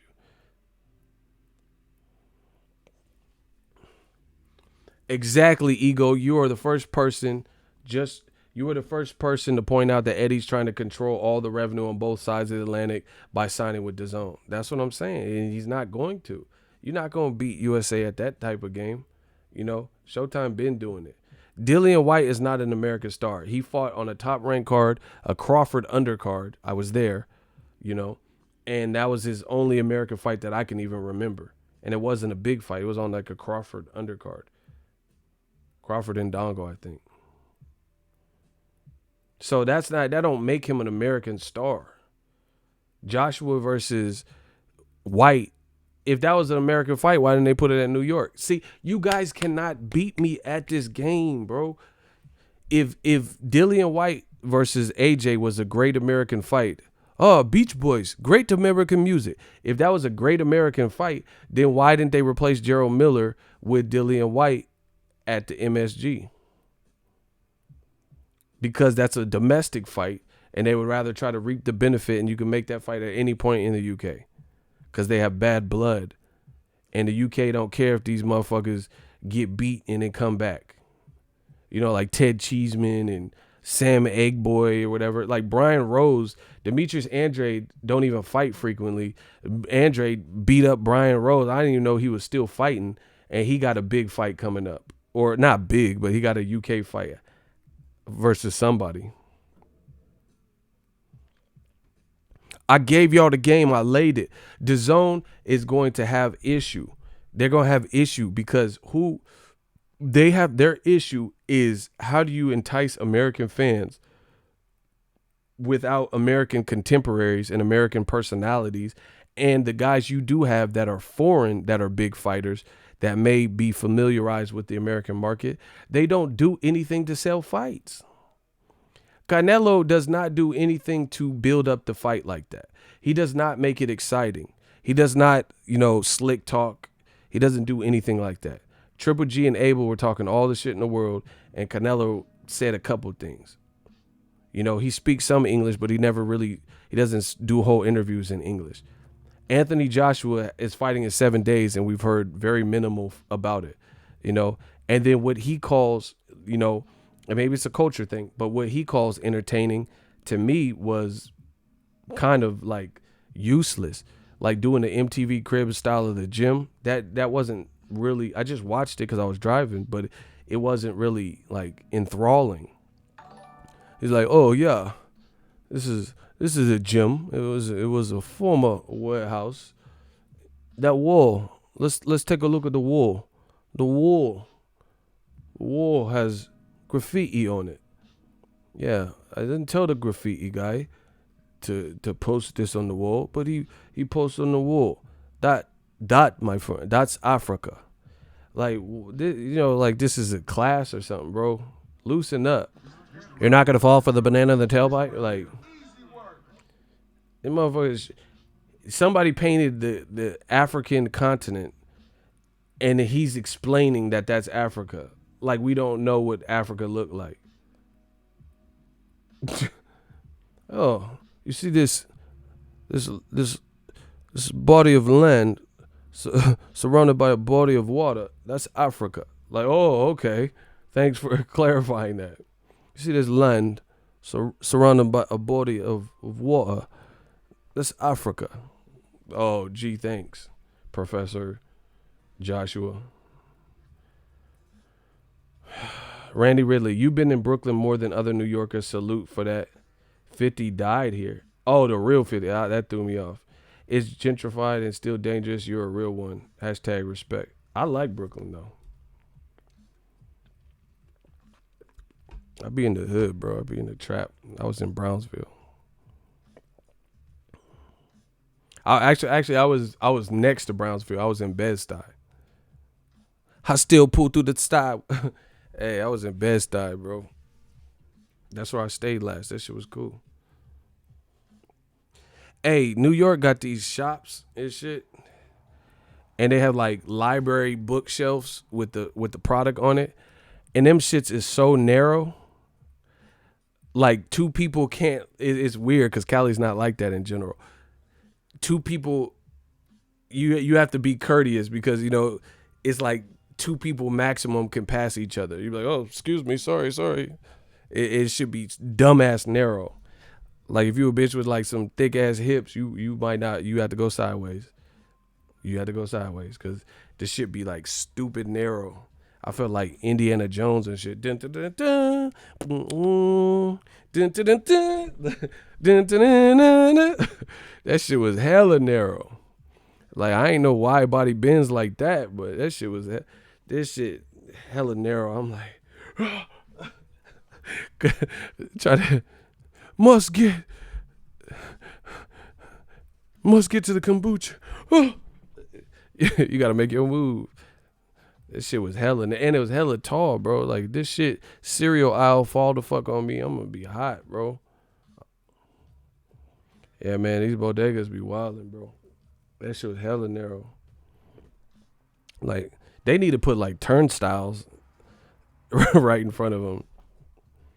One at a time, motherfucker. One at a time. Y'all got them thin ass aisles. Man, New York is fun, but it's wild. I was in Bed-Stuy, and they made sure that I knew it because the motherfuckers was just yelling. Like, how y'all arguing round the clock? Like, there ain't even that much to argue about like that. Bro, it was like 4 a.m. Yo, dead ass bitch, I'll fuck you all. Like, how you angry this early? Like, I usually don't get angry until like at least noon and shit. Like, these motherfuckers was angry at like 4 a.m. and shit. 6 a.m. Like, damn. Yo, word is born, son. I'm gonna fuck you up. I'll hit you with that $150. I'm trying to catch your jokes or something. Like, damn, how y'all mad like this early? Like, you motherfuckers be mad early. Yo, dead ass, you step on my Timbs. What's up, my guy? Yeah, New York, they be wild, honking horns hella early and shit. Like, goddamn. Like,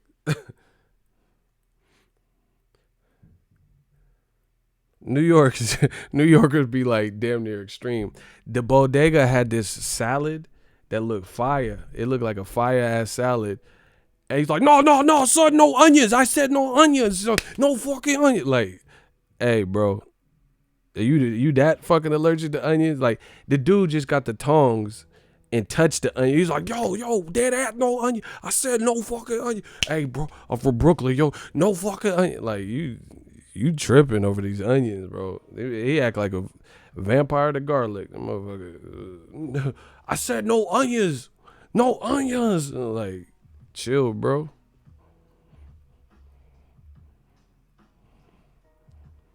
You get a pair of fresh butters. Hey, y'all tripping.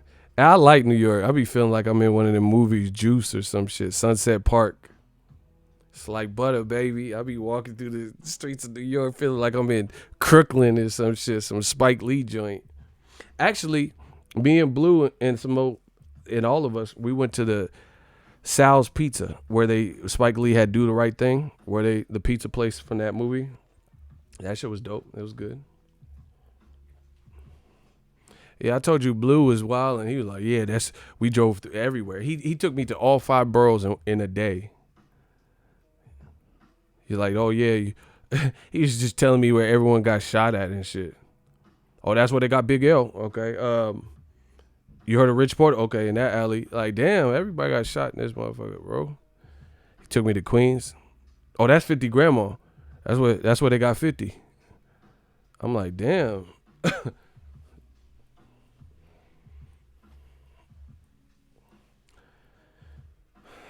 Yeah, man. Joshua, He's fighting in 7 days, yo. He fighting in 7 days.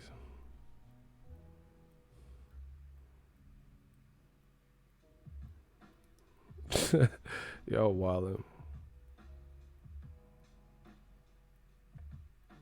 I still haven't used the train because I'm impatient, bro. And I don't know how to get around like that. I'm sure I could find out, but I ain't fucked with the train yet.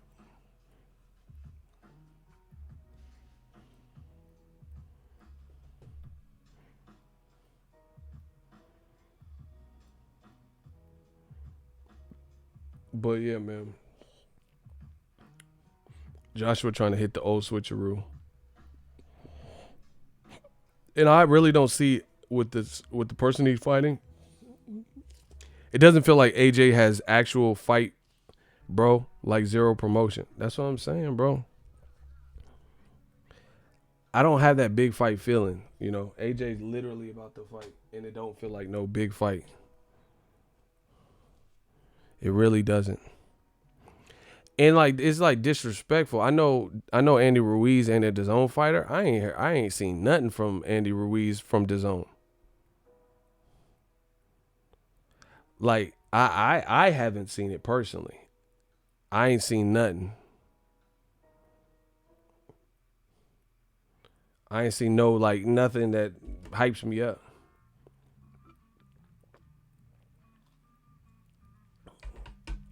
So that's crazy. And this is sweet karma for new media and also Deontay Wilder, because Eddie Hearn was the one in New York asking people,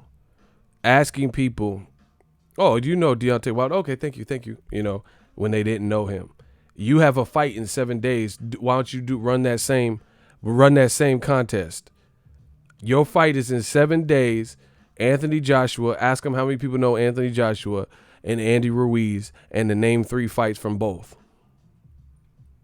See? You see how people be having these, y'all fuck around and say I'm biased, and I'm keeping it the realest of real. Y'all say I'm biased, but they not running the same promotions and shit. They're not running the same contests. So you wanted to embarrass Wilder and say nobody knows him in New York. You have a fight coming to New York in 7 days. Ask random people who are walking by who Andy Ruiz Jr. is and who Anthony Joshua is, and name 3 fights. Let's see if that comes out on IFL this week.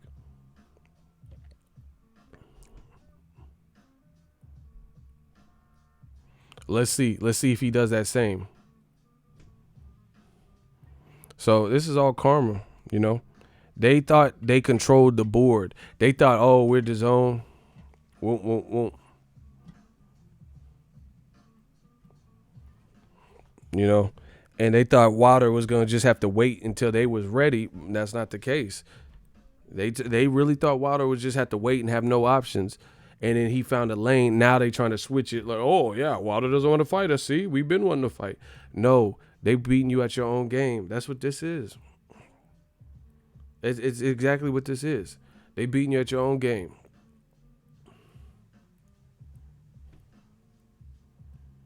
They beating you at your own game. Rest in peace to Chinks and Stack Bundles. They was raw. They beating you at your own game. Now, okay, for example, how come Tyson Fury, Eddie Hearn, AJ, Wilder, Shelly Finkel, me, everybody has already talked about the reported Wilder 3-fight plan? How come they're getting vocal once it's already revealed? This is how dumb old media wants you to play. They want you to act real. Stack Bundles was raw too. Him and Buttons used to be killing on them mixtapes. This is how dumb that they want you to be. We all heard about this alleged 3-fight plan and laid out plan for Wilder's next fights. Brazil, you know, Luis Ortiz rematch, and then Kalinowski. We've all heard about it. Shelly Finkel, I think it was the one that broke it and made it personal. Now, even though you've heard that, you waited for that news to come out, and then now you're trying to gun it and give this impression that you're seriously trying to push for the fight, and you're doing it after you heard that they have alternative plans. That is the equivalent of when I was in high school, people would be about to fight, two people. One guy's about that life, the other one not so much. Then one guy's like, yo, let's go, da da da da. And then the other person looks shook. And then all of a sudden, when the teachers are coming and within grabbing distance or separate the two, they'll be like, man, get off me, hold me back. And you all riled up now once there's authorities, there's teachers, principals, campus monitors, a police, a campus cop. Now all of a sudden you get rowdy about that life once the situation is like intercepted. That's what that reminds me of. You wait until Wilder's like, fuck it. We got our own plan. I got a busy agenda. I got a busy schedule. We're not worried about Joshua now. He was playing games. You wait for that moment, and then that's when you try to, oh yeah, we want to fight. And now you're trying to act all like you wanted to fight. But last September and August, when they were negotiating, you weren't saying none of this.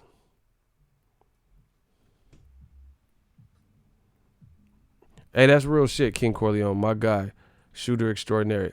He said, Ego Army that been here for a while, not trying to be funny, but y'all need to get some profile pictures. We're trying to weed out the trolls and catfish.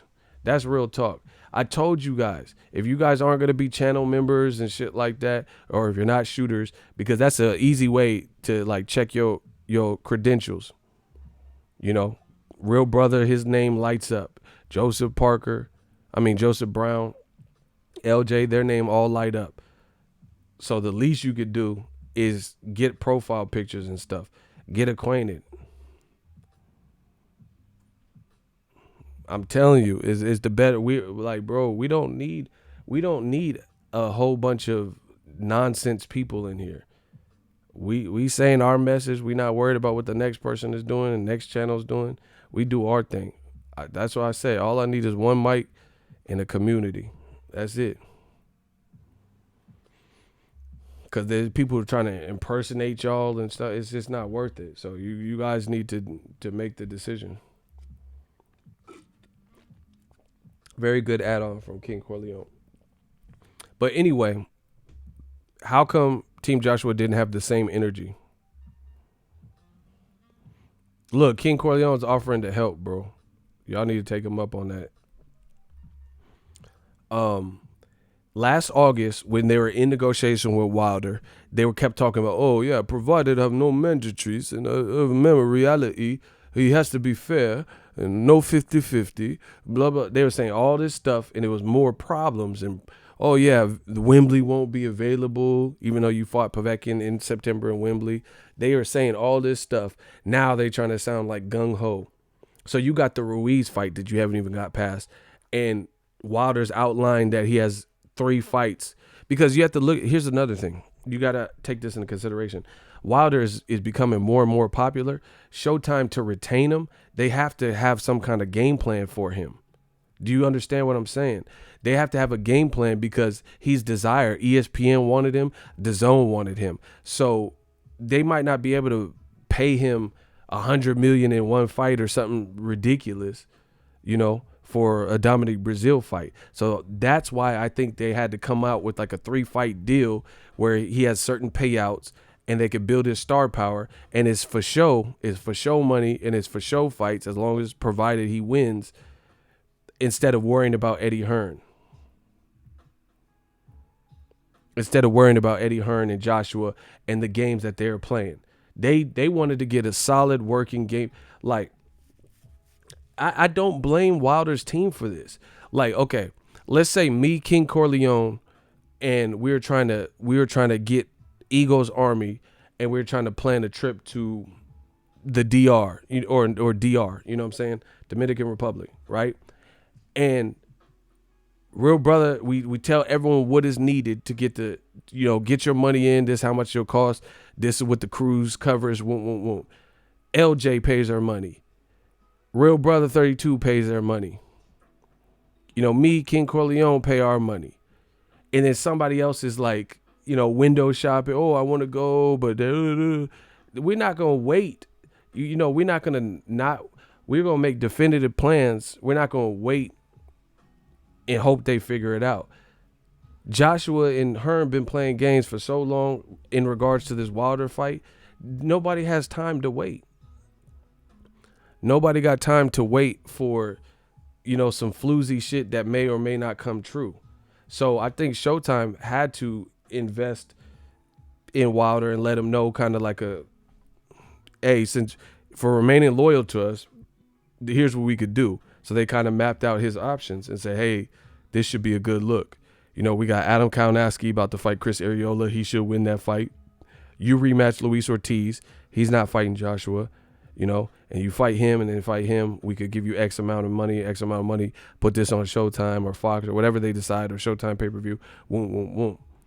And then you can make a for show plan instead of worrying about people who you've tried to negotiate with and they were lowballing you and they were trying to screw you over and those types of things.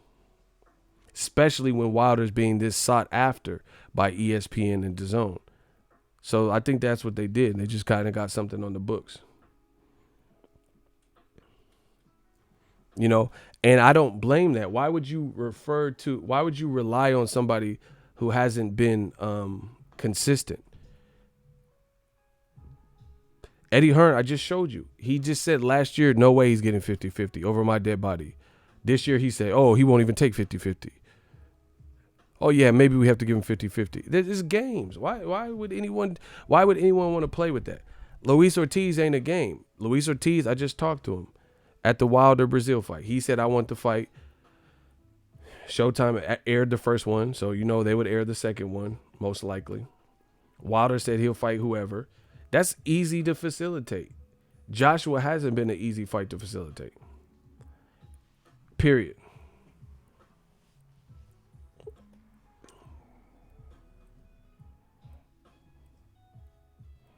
So I wouldn't suggest people hold up their own individual plans for some shit that don't look likely. Because what happens is this. If you listen, I said, and I'm so consistent on my channel, I said the same thing to Amir Khan. Amir Khan was sitting up here begging Floyd Mayweather for a fight. That wasn't a good look to me. He wasted prime years of his career begging Floyd. Oh yeah, I my speed, I can travel. Yeah, Mayweather, he's a good fighter, but my speed, Amir Khan was doing all this. Floyd still didn't give you the fight.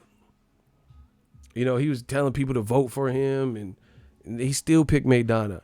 And then you thought you might be able to, after he beat Maidana, you might be able to get it. He picked Maidana again. Then he picked Pacquiao. All this was wasted years for Amir Khan's career. Then Amir Khan got desperate and chose to fight Canelo and got knocked out. I don't think, as much as I want to see these great big fights and stuff, I don't think you should spend your whole career chasing down one fight. Because what happens is in the midst of doing that, you fuck around and miss your own bus of opportunity. You don't ever see me fuck around and wait and sob. Like I try to get a credential for Canelo versus Jacobs. For whatever reason, they didn't approve it. The show must go on. That don't stop me from going on to the next event or applying for the next show. I just said, all right, cool. Now I'm glad I didn't go because I saved money because it was, wasn't something I had to be there live for. And I made so much money that week, in super chats because people were holding it down like, oh, okay. So it doesn't make sense to not stay on your own path in pursuit of another motherfucker. You can't worry about what other people are doing. I don't. I've already booked my next fights and flights. We catch flights, not feelings. I'm not worried about, channel what they said about me or this and that. I'm already thinking about my future. I'm thinking about what we do next for this brand. I'm buying more gear. I got some new shit from Amazon. Just came. You know what I'm saying? You can't do that because you fuck around and miss your own window of opportunity worried about the next man. So I fully understand Deontay Wilder, Showtime. Eddie Hearn and Joshua haven't been models of consistency. There, one minute they say, oh, you're not going to get 50-50 and be serious and sign the contract for April. Then they didn't even fight in April in London, even though they had the date allegedly at Wembley booked. Why didn't you fight at Wembley? They haven't been consistent. So I don't blame when you see that lack of consistency. I don't blame it, especially when Wilder's star power is growing and they have a lane without him. They could fight Tyson Fury and make money, and nobody can complain about that. I'm not mad. If Wilder fights Luis Ortiz in a rematch, settles that, if he could get past him, fights Adam Kalinowski in New York, that fight will do good numbers. And then if he gets past that, fight Tyson Fury, that's good. That's that. How can you be mad at that schedule? Meanwhile,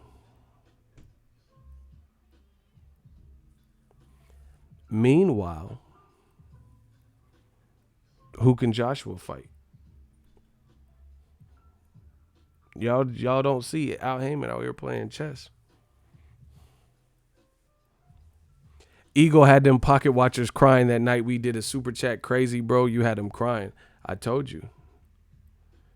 Bro, they angry. They mad.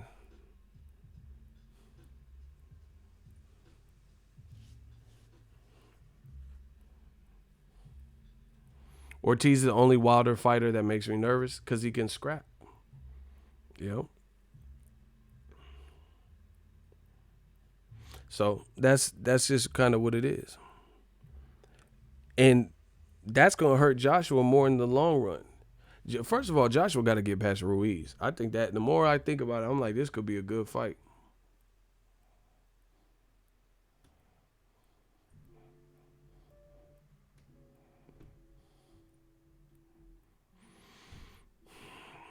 You know, Wilder is fixing himself just like Spence.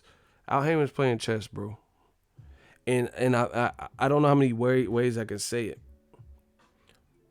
Al Heyman and like Wilder particularly, he's making himself liked and accessible to the American media. Like he's getting a lot of people, more and more people's favor. Like I told you, Wilder had casual people that I know don't watch boxing, that I know personally, talking about his fight. Those same people weren't talking about Joshua versus Parker. So that's what I'm saying. The UK, y'all doing a disservice. A lot of you, not everyone. There's some great people in the UK, but there's a lot of people in the UK that you're doing a disservice because you're trying to create a war of words and being petty and stuff, but you can't win this battle. America's much bigger. You can't win this battle. I told you, the UK cannot help Eddie Hearns. They cannot save him. Eddie Hearns talking about 8,000 people are coming to the he said 8,000, 10, 12,000 or some shit is coming to the Joshua fight. So Joshua has to have people from back home come out to fill out a New York crowd. That's different. How many can he get in New Yorker? If you have to have 12,000 people, right, come out from back home, imagine if Wilder could do that. What if Wilder's from the UK? Then he could do the same thing. How many Americans can you win over? That's what you, in my opinion, Joshua should be trying to figure out. How can you gain the favor of the fans in America? Because if DAZN takes off or not, the big market they're trying to capture is America, not the UK. It's not even available in the UK. Sky Sports is running that side. So, playing this game, the UK is like pissing off my shooters, pissing off fans. But you guys are playing a deadly game because you should be working with us than against us. Because if you're a boxing fan, you should be able to just call it down the middle. And the thing is, you turning people off from wanting to root for certain things when you do that. And the thing is, we're in the position of power to support or not support. And that's why you got to check your pride at the door, because that pride will get you in trouble. DAZN, simply put, cannot succeed in America if the American fans are not happy. Joshua cannot succeed as an American star if he doesn't appease the American fans.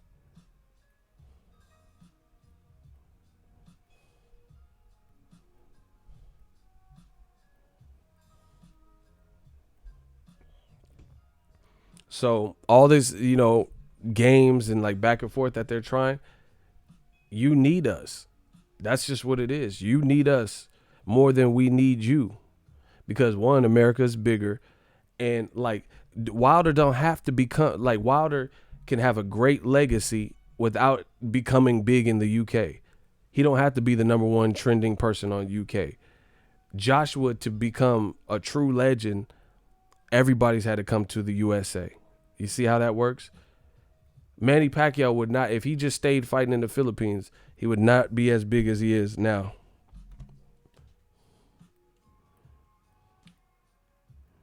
Look. Another one. Another $5 super chat from TopRankCEO.com. Appreciate you. So while they trying to taunt us and shit, that's not a good look. It says supporting the channel. Shout out to Machine Gun Funk. Appreciate you.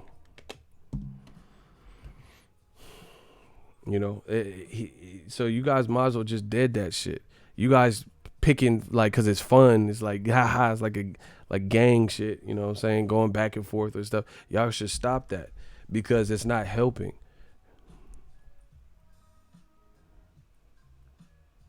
It's not helping. It's not helping at all. You're not helping the situation. You're not helping Joshua. If anything, you're pushing people to support the American champ, Deontay Wilder, and support some homegrown shit than anything else. No one cares if you're from another place, you come to America to make your name. We have plenty of room. But when you're taunting and, calling Americans Yanks and bloody Yanks and fucking idiots and, proper wanks and all this shit, now you turn it into something else and you can't win that game. I'm just telling you. How's the UK? Just answer it. How's the UK going to impact the zone? So how's the UK going to get Wilder and, Andy Ruiz versus Joshua fight to 1.5 million views on the zone? How are they going to do that from the UK?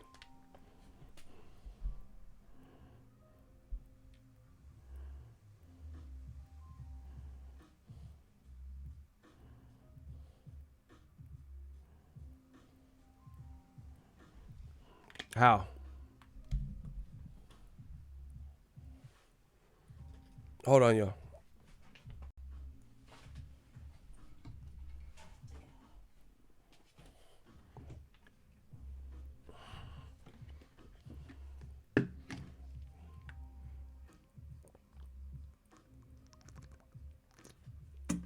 In the same way as this. You see all that hate that we've seen from the UK regarding Deontay Wilder? Wilder still went viral. You can't stop this. You're not integrated. You're not in the American culture to the point where you have influence over the culture. Like, you know what I'm saying? If Americans like to see people get their head knocked off and Wilder does that, no matter all the hate or, whatever Johnny Nelson said about Wilder, whatever Tony Bellew said about Wilder, whatever Dillian White says about Wilder, whatever Eddie Hearns and AJ say about Wilder, whatever Spencer Farron said about Wilder, whatever Sky Sports said about Wilder, it didn't prevent him from going viral. That has to prove the point that I'm making. So if all you could do is hate on somebody, it doesn't stop it. If people seen what they like or they relate to or resonate with, then it is what it is. You can't prevent it. America's just too vast and too big. How you gonna convince everybody of the shit that Eddie Hearn's saying? Good luck. Like I said, this is a big place. Especially when it's not logical and it don't make sense.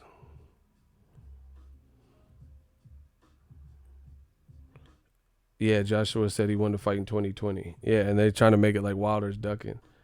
But You know, I'm not worried about it because you guys see over time. And the funniest thing is you see Wilder acknowledge who I am. You see the fans super chat. You see all this stuff. Why don't we see this with old media?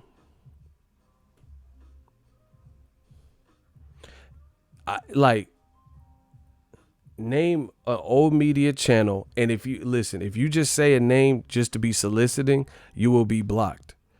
Name an old media channel that get more super chats than me. And if I swear to you, we're gonna vote. If you say somebody just to try to be soliciting, you getting blocked. You know the answer to that. Name an old media channel that gets more super chats than me. And travels more than me. And covers more fights than me. All in-house. Cursor said, I dare these trolls to lie. I'm blasting on sight. That has to show you something. That shows you who wears the pants. Who has power. These motherfuckers never leave the stoop. All these motherfuckers who hating it. And that's probably why, because you hating.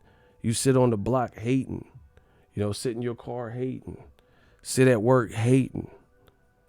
You know, you just saying, reading comments and expecting to, you know, gain favor by not being real and standing up for what you really see.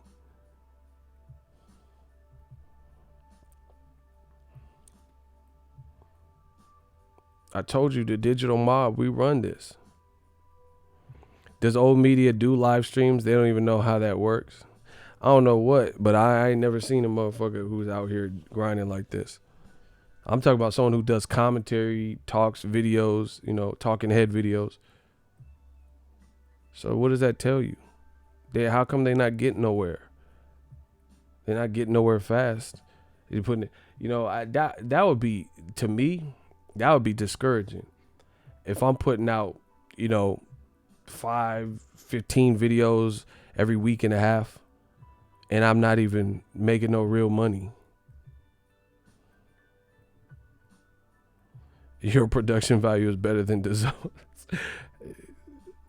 Yo, my facts are better than DAZN. DAZN today on the Devin Haney telecast, they said that Devin Haney was 6'1", and I've seen Devin Haney several times. I'm like 6'1". That's like, we talking about like Andre's height and shit. So I'm like, damn, he must have grew if he's 6'1" now. Then they had an on-screen graphic. It said he 5'9". I'm like, that's just misinformation.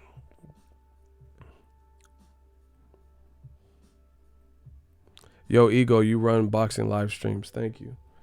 Bro, I'm telling you, it has to be discouraging time for old media. All the work that they so-called doing, they not making no money. They definitely ain't making more money than me. 2, they not at the fights, you know, ain't able to travel, ain't able to get out of their regular jobs, if they even have jobs. You know, they might be unemployed. The fighters aren't acknowledging them. I'm having, go to my Twitter. I'm having conversation with these fighters. You know, Wilder, when he sees me, he greets me, I greet him. Salute. We the people's champ.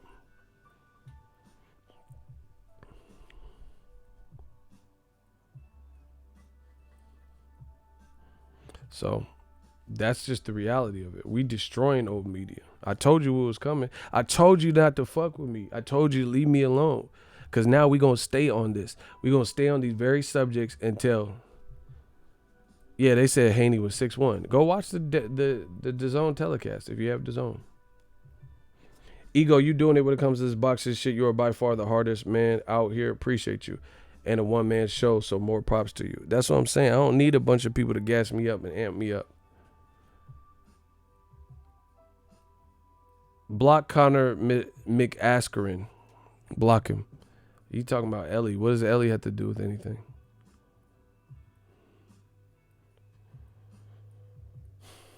These dudes, I told you, we're not here for you just trying to solicit, bro. Get rid of him. Shout out to Ellie. I'm cool with Ellie. Every time I'm cool with people that work for Ellie too. So what does that do? See, that's the other thing. These motherfuckers be like, oh yeah, fucking Ego, he sucks. I'm cool with most people on this channel. I just keep to myself. Ask anybody at the fight. I got a couple people that I deal with routinely. Other than that, I keep to myself. But I'm cool with I don't have no beef. You ain't never seen nobody say, "Oh, Ego got in an argument with so and so." I ain't beef with no channels or nothing, cause I don't care what no other channel is doing. I care what I'm doing, baby. I'm not worried. I told you there is no competition on this planet. I have no competition but the man in the mirror. That is my only competition. I'm not trying to be better than you. I'm trying to be better than me. I'm gonna say it again. I'm not trying to be better than you. I'm trying to be better than me, who I was last week, yesterday, last year. That's my competition. And that's not going to change. That's who I am. I mind my own business. A lot of y'all be rats and nosy and shit. These motherfuckers can't wait to snitch. That's why they created Yelp. So they can snitch. Oh, yeah. I came to Applebee's, man. It took 5 minutes to get a seat. I ordered the baby back ribs. They gave me no moist towelettes. These motherfuckers can't wait to snitch. They be snitching on Yelp like petty shit. I went to the movie 1 star. I would give it 0 stars if I could. Went to the movie theater. I said extra, extra, extra butter. I want to clog my arteries. I want to die from the amount of butter you put on. And they barely even gave me any butter. I mean, what the fuck? You motherfuckers can't wait to snitch on Yelp. Y'all some crybaby ass snitches, bro. It's sad. I like a lot of butter. The Black Channel. Yeah, I ordered the baby back ribs. They were pretty good, but no moist towelettes. So I had to wipe my hands on my shirt. Y'all some fucking snitches. Man, I'm here's a little when I like if I'm on BART, the little train out here, I read Yelp reviews. Like if there's like a restaurant I know I'm gonna go, I just read the reviews. Or sometimes I look for the worst review because that's how I pass time. It's funny. Like go to a restaurant and then even if it's a restaurant you don't plan on like actually going to, and then go like it has 1 star and just read what people are complaining about. It's funny as fuck. You know, funny as fuck. People are like real petty though, like on them. Like I don't even leave nobody no review. I love Yelp. I use it to see what people are saying and try to get some pictures and shit. But I never give no one no bad review like that. These dudes be like, they just be making it like there's bigger shit in life to worry about than. That's what's wrong with the internet too, is that everyone has an opinion, you know. Yeah, I went to the Taquerita and it got a fajita and it was far too spicy. And the pico de gallo, like, shut up, bro. Motherfuckers just hating. Just eat the fucking burrito. Eat the cake anime. Motherfuckers be hating. People claim, listen, I wish I could find it. On Amazon, they had a spatula that I was finna buy. You know, it was like a large head spatula. I think it was red. And then people were going in on the reviews, so I got caught up reading it. And she was like, yeah, I was making breakfast for my family. This spatula stinks. I wasn't able to flip the eggs in time, and my family's breakfast was ruined. I was like, wow, it's serious. Like, bitch, you couldn't flip it? Like, to the point where I almost burned my house down. Because the goddamn spatula. Like, you can't cook. That's what that shit is, bitch. You can't cook. You trying to use this spatula as a escape. There's no way I'm finna burn down my spot over a fucking spatula. You just can't cook. That's what that means. Almost burned down my goddamn house because of the spatula. No, you can't cook. You suck. Oh, I showed LJ it too. Yeah, they was like, this spatula's too goddamn large. It doesn't fit in my drawer. Like they just complaining, bro. It was crazy. I'm like, damn, they really going off on a spatula, and it was like sub $10. It was like $7.99. I'm like, these motherfuckers are really mad over a fucking spatula. I've had much better spatulas in the past. This spatula experience was horrid. You know, what a horrid experience. Trying to make this goddamn Denver omelet. Couldn't flip the son of a bitch. It's stuck. And, you know, they were just having all kinds. I was like, wow, this is insane. Like, it burned into the damn pan. Like, what? Looked like the T-1000. Liquid metal. It burned. Like, I don't know what you talking about. All this over some eggs, though? Off a spatula? For real, bruh? These motherfuckers. Yeah, man. I hate that. I hate that. Like, when people, like, when I go to buy stuff on Amazon, like, I do my research on it, and I'm trying to see what I should buy and stuff, and I try to rely on the reviews, but then someone will give it a 1 star, and then you see what they gave it a 1 star for, and it'd be something stupid. Like, I bought this TV and opened the box, and it was cracked. Like, okay, clearly that's like a warehousing issue. You can't rate the TV a 1 star because your individual one was cracked. I want to see the TV's picture and features and shit. You talking about the delivery drivers? He used my bathroom, and let me just tell you, it wasn't a number 1. He took a shit in my bathroom. Like, that's specific to your shit. How you gonna give the 4K smart TV a 1 star rating because the delivery driver who dropped it off, he took a goddamn number 2 in my bathroom. Skid marks galore. Like, that's independent. Nobody give a fuck about that. That's your bathroom. Clean it up. Get some Pine Sol. Get some Ajax out this motherfucker. Get some Comet, motherfucker. You talking about the delivery driver? I don't give a fuck. I want to know what the TV's like. Should I buy the TV? Because they not coming here. They're not coming to my crib shitting. I'm not going to let no delivery driver shit. So that was your first mistake. Letting the delivery driver shit in your spot. What the fuck? I wish it would. I wish the delivery driver would ask to shit here. Don't even let friends shit here. Let alone a friend could come over. Hey, man, I got the BGs. Nah, you got to go to Target. I don't even let company shit here. What the fuck? You ain't shit. I ain't letting no delivery driver named Earl shit here. What the fuck? Oh, yeah. We ain't got no bathroom, so I'm sorry. Yeah, I use a porta potty down the road. Motherfucker ain't shitting here. What the fuck? Somebody gonna come into my streams. I'm all talking about poop and shit. What is this, pooping ego? I came here for the boxing, man. Fuck you. You came here for what the fuck I give you. It's my shit. My money. I work too damn hard for this. If I want to talk, I'm pooping ego. I'm pooping ego. I'm going to talk about poop. Spatulas. I'm spatula ego. Never mind, that sounds like some De La Hoya shit. Let me stop saying that. Fucking spatula ego. Yeah. I just had a weird dream. Hey, I swear, I don't even want to, this is my dude. I don't even want to say it, bro. I had a crazy dream like the other night. I'm going to say it because he's my dude. I had a dream. You know what the fucked up part about dreams are? Is you'll be in weird situations and it just start. Like, you know what I'm saying? Like I was at like a mansion. Like it was like a murder mystery, like Clue and shit. You know, it was him in the library with the candlestick. It was weird. But anyway, I was in some kind of mansion party or some shit.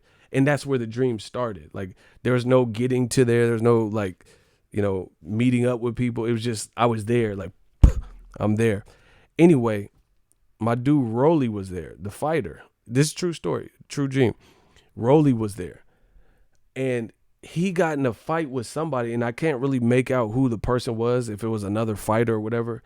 He got in a fight with somebody, and he started swinging crazy, and then he knocked the dude out.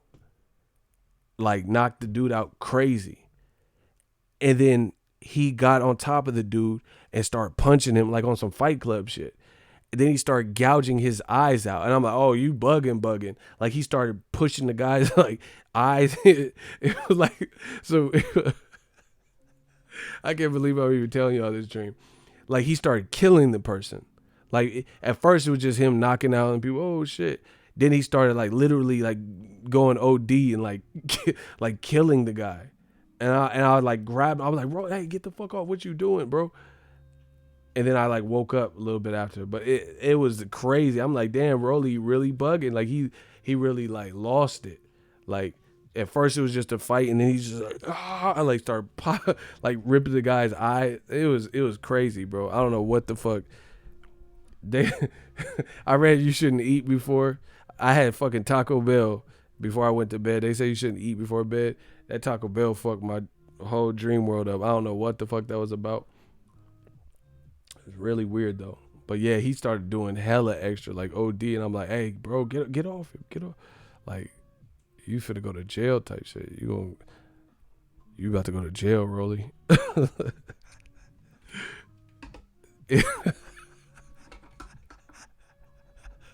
Yeah, it was a weird dream. I thought about saying it before, but somebody just said something about a dream, so I just like, fuck it. It was really weird. I don't know why. You know, I'm not putting that on him. It's just weird.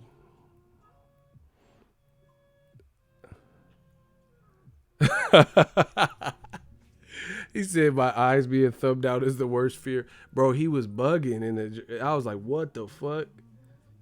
Like, you know, seeing someone get knocked out, that's one thing, but he started like really snapping on whoever the dude was.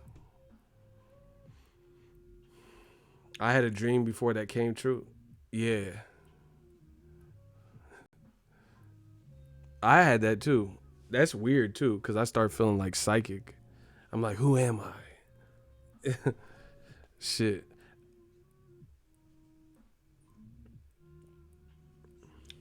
Shit, I had a dream that nobody's talking about Joshua's next fight, and he's supposed to be the king of the heavyweight division.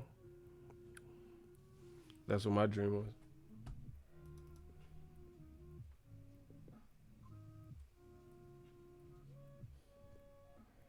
Deandre, he clapped that, man. That's hella funny. Smash the like button, yo.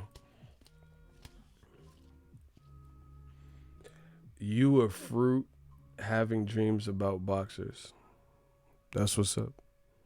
My shooters will be looking for you. Just give it a second. Anyway. These dudes be so desperate. Yeah, I'm having a dream about a fighter killing somebody. Yeah, that makes me a fruit. These dudes don't even care if the shit's funny, if it makes sense. Like, this shit funny.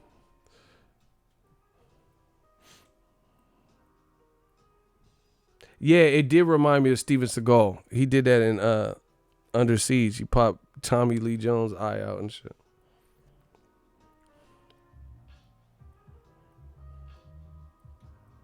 AJ's fight is really this week. Yeah. I don't see how AJ is going to trump what Wilder did. I had a dream about smashing Beyonce. That's a wet dream. I don't know. That ain't no regular dream, bro. Yeah, Joshua's fighting this week.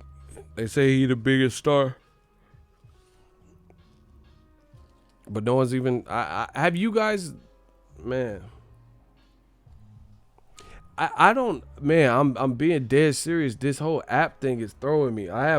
Look, I'm the king of gadget. Hold on. What? Look, I got all that. Look, I'm the king of gadgets. I got 2 iPhones, iPad. I got that. So I have the and I'm tech savvy. So I have the capability of watching it. But I don't get a big fight feel. You feel me? Like it don't feel like a big fight. Like it feels like it's trapped and confined. AJ fight this week, no buzz around that. That's what I'm saying. Like I'm being dead ass serious.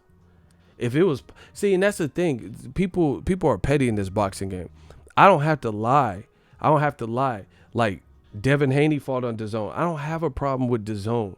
I have questions about DAZN and some of their spending habits and, the things that I've brought up. But I'm not angry at DAZN. I know people that work for DAZN. I'm just a real person. And I'm just real enough to tell you what I feel and not feel two types of ways about it. That's it. Devin Haney fought. He looked sensational. He looked great. He stopped a guy never been stopped. So it's not about that. So if Joshua's fight was popping, I would not lie to you and say, oh, yeah, this is, I don't have, see, that's what old media has to do. They have to actually lie to try to make a point. I don't ever have to do that. I haven't heard a big buzz from Joshua. If it was like a big blockbuster type of fight. And the other thing is, these dudes have to get off of it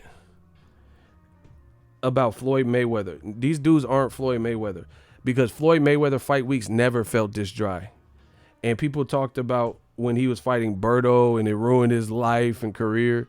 Even when he was fighting Berto, felt like bigger fights than this.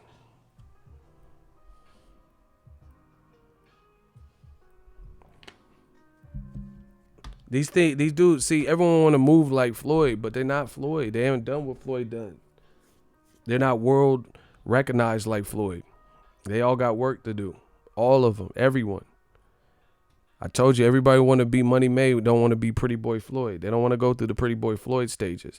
That's where you really solidify yourself, prove what you about, and then the money comes. That boxing is very simple. The formula is very simple. If you put in the work, put on the type of performances that get people to fuck with you, it's not rocket science. All that other stuff will come. Joshua is on record saying that he wants to be a billionaire in boxing. You don't even have the personality to be a billionaire at this, with what he's done so far, unless that changes. Your fights you're not on track to be a billionaire. Me personally, I ain't no hater, so I'm not going to ever say what a person can or can't achieve in the future. But if you're fighting Andy Ruiz, which to me is not even a horrible fight, and it's not getting buzzed, that doesn't easily put you there. You know what I'm saying? You have to work for it. You have to make yourself relevant, which is why I told you Joshua should have been fight in America. He should have been fought, because then he could have, he's already 30. He's 28 or whatever age he is. He about to be 30, sooner than later. He's closer to 30 than he is to 20, right? And he's just now trying to solidify himself in America. And his very first fight is not really being highly praised and talked about. And like the worst thing for me, and I'm not trying to sound cocky, you ain't seen nobody on this YouTube platform listen, mark my words, you have not seen anyone in the boxing game that was previously behind me by a lot lap me. The people who have more subs than me and more this and more that, they have always been ahead of me. You have not seen somebody who came from behind and they was like, let's say they were down by, 40,000 subscribers. And then they came and just caught up and passed me and lapped me. You ain't seen that. But with Joshua, it was looking like he was the massive A-side, and he's letting Wilder steal that play from him. Now Wilder might be the A-side, if you really think about it. And definitely by the time this 3-fight deal, if it goes through like that, you know what I'm saying, where he fights Luis Ortiz and Adam Kanowski, he definitely has the chance to surpass, Joshua. Because who is Joshua? Like I said, who he going to fight in America? He's already established in the UK. That's only going to get you so far. How you going to easy work. Nelson Santos, yeah, they say AJ is the, quote, global face of boxing, shaking my head. See, once again, you notice the stuff I say, I don't ever feel embarrassed about saying it. Max Kellerman had AJ as the in-studio guest, and he said he was bigger than Canelo. And I'm like, hell no, not worldwide. He's not bigger than Canelo. Let's see if they release numbers for Joshua Ruiz, and let's see if it does better than what Canelo was reported to do. Wilder definitely got more momentum. And the great thing is you, me, him, or her, none of us can influence that in a negative way. It's just what it is. Some things are predestined. Some things are, it's fate, as fate will have it. And what makes it even rawer for Wilder is he came from behind. He had all this stuff weighing against him. People who didn't want to see him grow in popularity.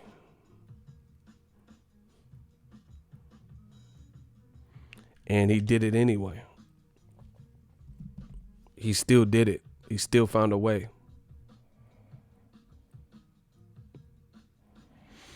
Yeah, AJ has plateaued in the UK. 70 million is the absolute max venue revenue that can be produced. That's with 2 million pay-per-views at 90 at Wembley. That's what I'm saying. Like, who's he going to fight? He already beat Povetkin.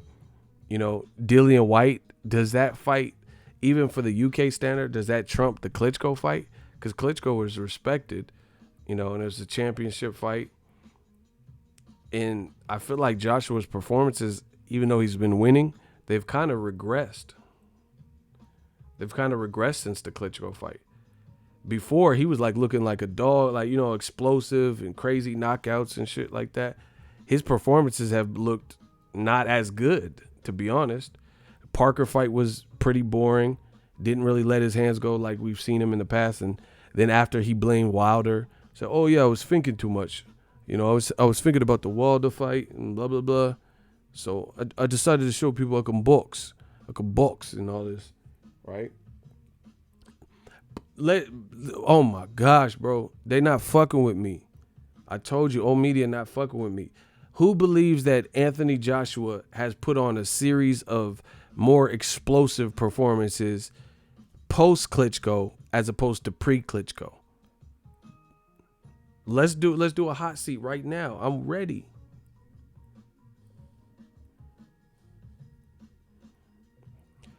We'll look at Joshua and we'll vote. You state your case, I'll state. Who wants a hot seat? I think Joshua's performances, Klitschko and before, were more explosive and devastating or whatever than his fights after Klitschko, by and large. Who wants to rumble? Who wants that hot seat work? See, they always got shit to say, bias, ego, but then they never stand for nothing. This is your moment. I'm giving you guys a free hot seat. Who believes that Joshua has elevated his game and put on equal, greater performances post Klitschko? So, Joshua kind of on borrowed time, it looks like, because his performance, like, for example, Errol Spence has given you equivalent, actually better performances. If you think about Errol Spence, when he fought Kell Brook, that was a challenging fight in them early rounds. Every fight since Errol Spence became a champion like that and had that marquee name, his performances have been getting better and better. He dogged Lamont Peterson, and I think that softened Lamont Peterson up for Lipinets, not to take anything away from Lipinets, but Errol broke him down and stopped him. I think that played, added a lot of miles to Lamont Peterson. Ocampo got destroyed in one round, and Mikey got destroyed. So if anything, Errol Spence is like, he's on the ascend. He's just climbing. He's climbing. Joshua had the fight of, the century or whatever, his coming of age fight, and his performances haven't been better against lesser people than Klitschko. That's my honest opinion. You knocked out Klitschko, but you don't knock out Parker. But you have a chintzy knockout of Carlos Takam, where you could argue that the ref prematurely jumped in. You know what I'm saying? Povetkin gave you some issue in the first couple rounds. And that's a guy that Klitschko, I'm not just trying to rely on triangle theories, but Klitschko dogged Povetkin. He dogged him. That was not even a close fight. Styles make fights. Povetkin was doing actually pretty good. Bloodied up Joshua's nose.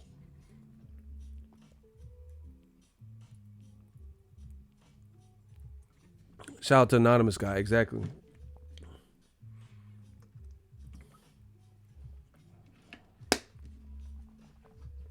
They still selling that Vladimir KO almost 4 years ago.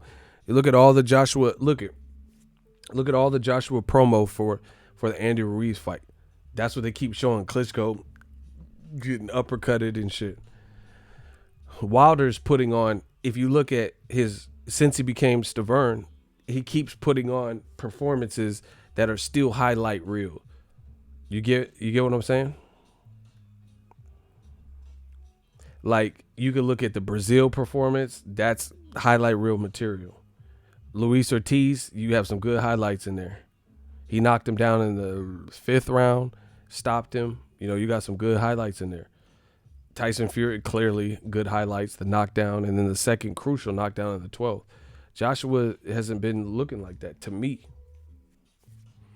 He hasn't been looking like that to me. So he's actually, people are kind of living in the past. That's why you hear when Eddie Hearn and Joshua talk, they keep talking about what he's done. Oh yeah, I turned pro. You hear Joshua talk. I turned pro in my 15th fight, or I'll become champion in my 15th fight. Okay. Like, would you want a cookie for that? Like, you did it. You've already passed it. You know, you don't see Usyk doing that. Do you get what I'm saying? Like, Usyk won the Ali trophy and then knocked out Tony Bellew, and he's already on to the next order of business. You don't hear Usyk keep talking about, oh, yeah, but I won the Ali trophy. I won all the, you know, but this is what Joshua does. Joshua keeps talking about how Wilder turned pro, him and Fury turned pro in 2009, and he had just started boxing in 2008. You're a champion though. You're a unified champion. Nobody care about that. You know what I'm saying? Like, what's the basis? Why do you keep saying that to people? You know, and if you keep adding to your resume in a good way, like Floyd Mayweather don't have to talk about how he dogged Gotti. That's not his. That's like Al Bundy. Like, you know what I'm saying? Like, you still talking about winning the game-winning field goal at Polk High. That was like 30 years ago. You know, that's what Joshua does. He's like, oh yeah, my 15th fight, I became champ. You fought Charles Martin. That's the reality. You fought Charles Martin and became a champion. You did it. Good job. But boxing is a what have you done for me lately sport. And they seem to keep talking about, you know, these past occurrences and stuff. What about your recent performances? You know, that's what I feel. What about your recent performances? That's what we should be looking at. Because Wilder, he stretched Sergey Lukovic and it gave him a seizure. That was a former contender who challenged for titles and shit. So who cares? That's just part of in the past. That doesn't really have nothing to do with him recently. Shout out to Marion. So we'll see.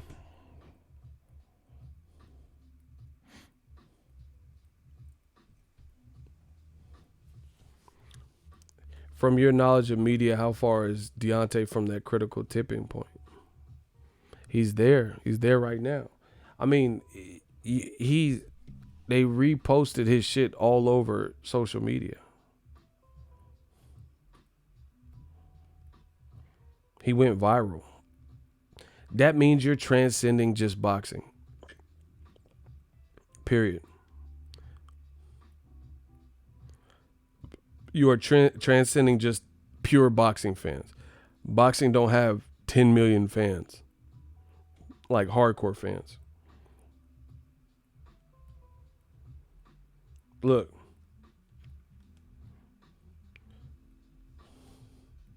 The knockout. Shout out to Bleacher. Oh shit, hold on.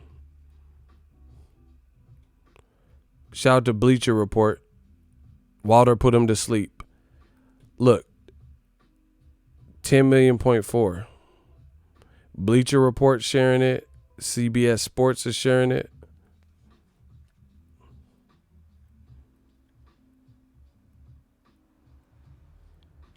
Look, Bleacher Report got 7 million followers, B.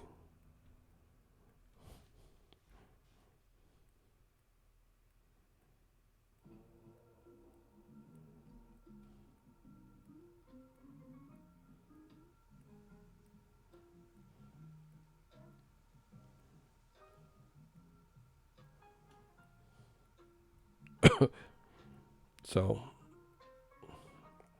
there's a lot of pressure on Joshua. There's no, how can he top that?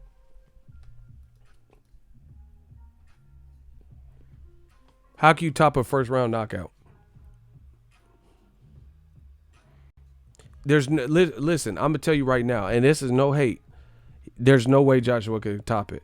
He could get a nasty knockout, which I think first of all, I think his fight's gonna be more competitive. So I don't, from my guesstimation, I don't think he's gonna top it just based on that. Not saying he can't beat Ruiz or whatever, but I think it's gonna be more competitive. So that's one reason why he can't top it.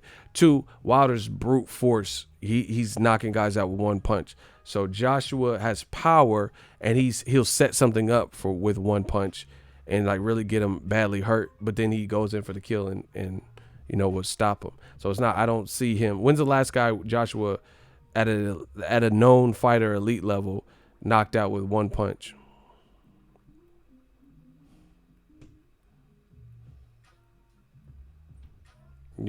I can't think of no one. Dillian White got knocked out in the 9th. Brazil 7 rounds or whatever.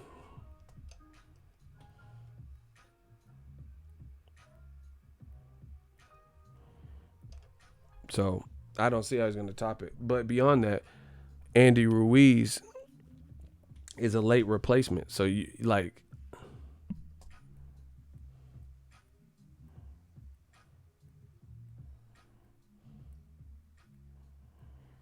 a late replacement.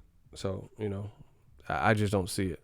I don't see how he's going to get more credit for it. I mean, if he beats Andy Ruiz, that's a good win, but I don't see how he's going to get more credit. Than a guy who's 6'7", had a full camp, beating a guy who doesn't look like he's in the greatest shape. I just don't see that the perception is going to be as legendary.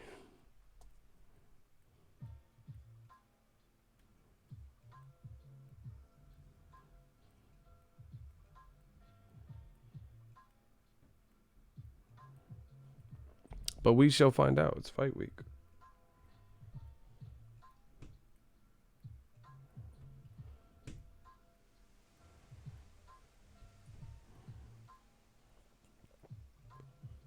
Joshua has power, but not brute force power like Wilder.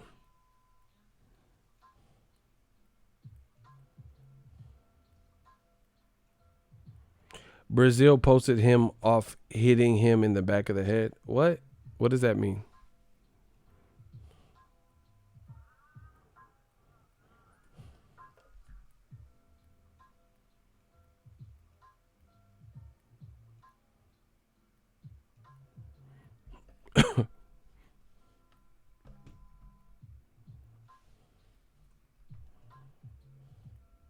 We'll see. It's fight week.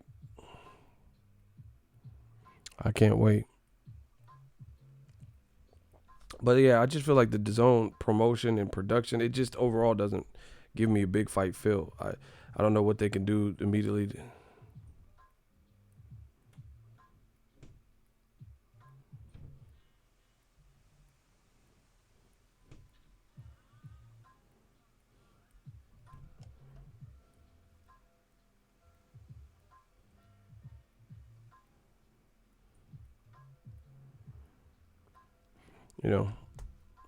I need that big fight feel. And see, like, I'm just being real. Heavyweight champion of the world, you got to watch him on app. Are we there yet? I don't know. Really don't know. I don't know if that's where the time is. See, that's what happens when you take a shot in the dark and you try to innovate. All about timing. Like DAZN, what it tried to do and what it's trying to do, I can get it. I can understand it. But, stuff like that takes time.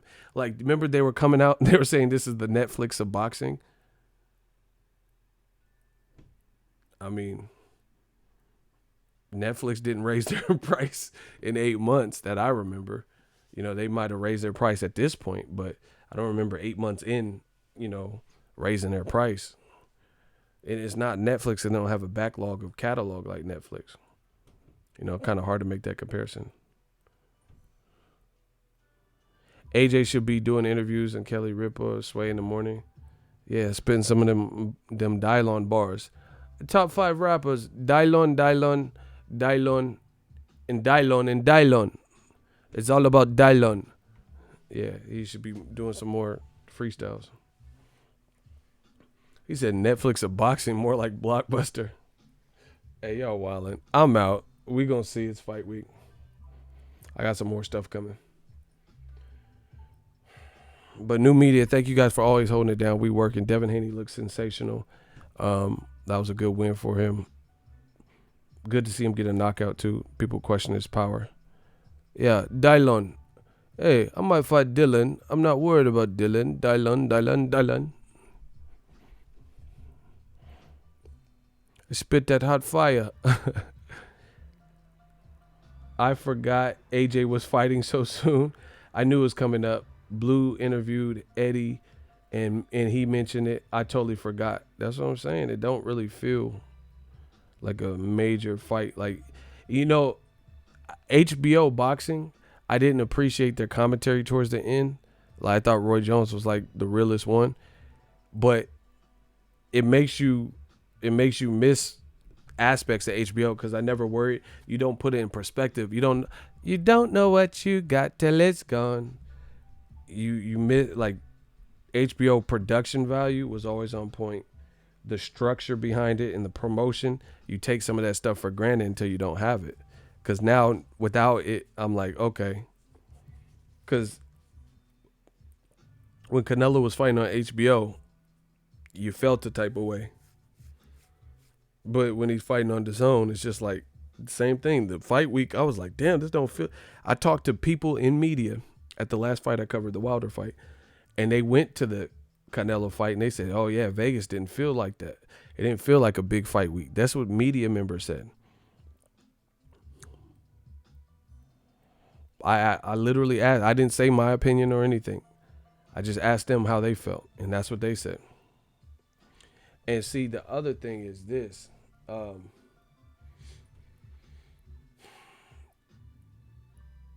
I told you guys from the beginning, it would be, DAZN had a kind of a, they had a better, like, chances, like, taking off quicker if they would have partnered with Al Heyman. Because look, this is the card. Joshua Andy Ruiz. The co-features Caleb Smith at 168 versus Hassan Indam. That's a WBA super middleweight title fight, and he's fighting a middleweight. Katie Taylor versus Delphine Pearson. That's for undisputed, I think. But Josh Kelly, Ray Robinson, who's coming off a draw and just got stopped recently. Josh Buatsi and Marco Antonio Paraban. Chris Algieri and Tommy Coyle. Like, that's not no crazy card, bro.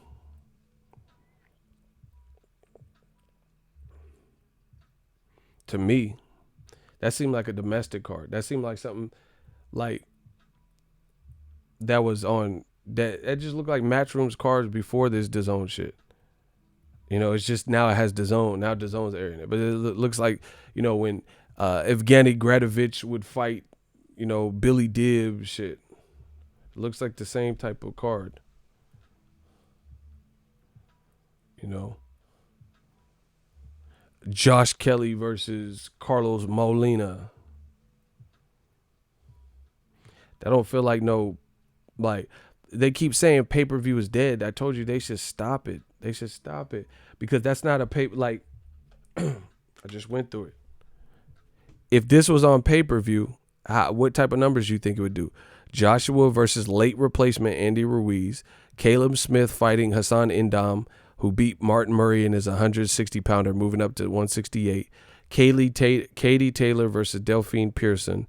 Josh Kelly and Ray Robinson. Josh Buatsi, Marco Antonio Paraban. Chris Algieri, Tommy Coyle. In America, who believes that would be an $80 pay-per-view that would do some good type of numbers? Terrence Crawford fought Amir Khan, with Shakur Stevenson stepping up for Chris Diaz and Teofimo on the card, and they're saying it did around 150,000. So how many do you think that would do?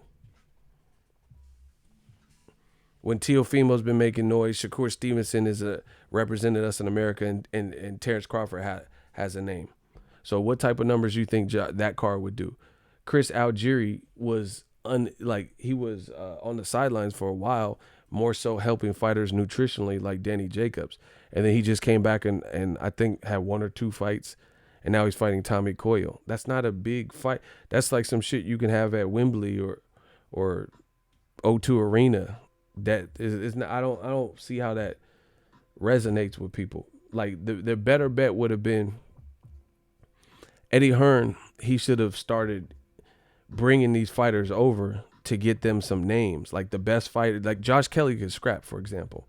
But see, this is what Eddie Hearn's playing both sides of the fence, I feel. He making the money with Sky Sports, so he kept him over there.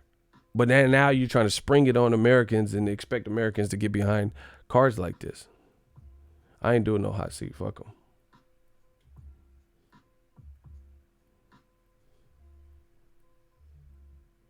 Block Paul Alexander. I ain't got to explain nothing to him.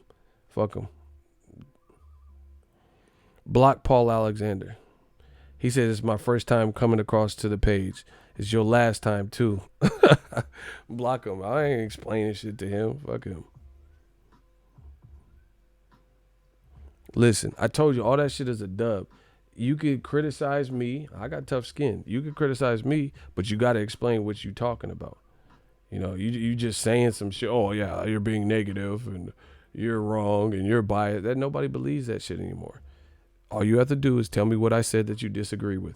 Tell me how I'm wrong. Tell me that that's a... So, bro, they can't beat us. They can't beat us with the new media shit. So, my hypothesis is I don't feel like that would be a successful U.S. pay-per-view card at $70 to $80.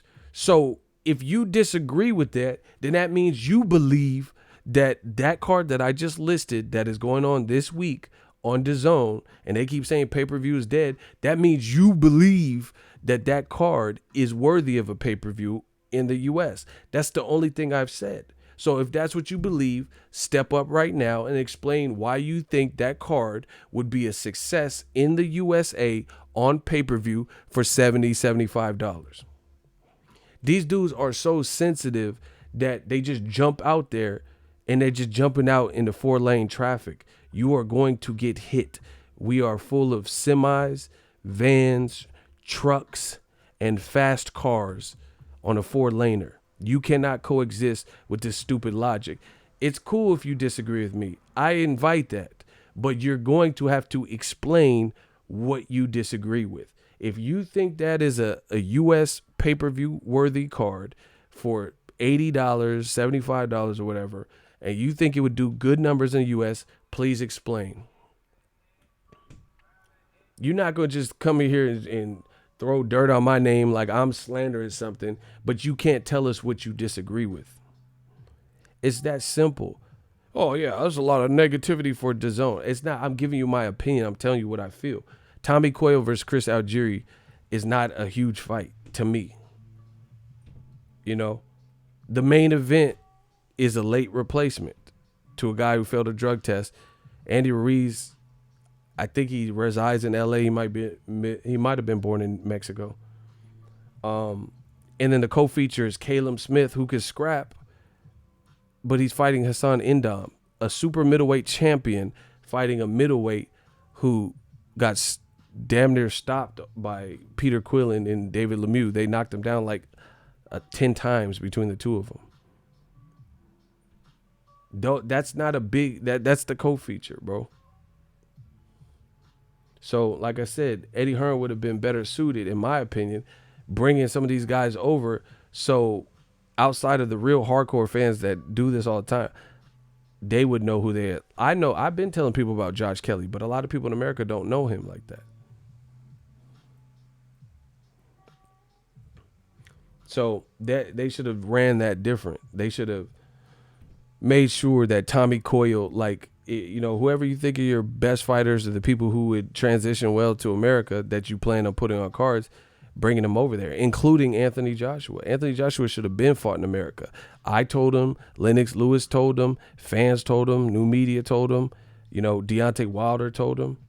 They were so busy. See, that's what I'm saying. That's that cocky nose in the air, British, kind of arrogant attitude that they exuded. Eddie Hearns was instead telling Wilder that he need to build his UK profile and fight Dillian White.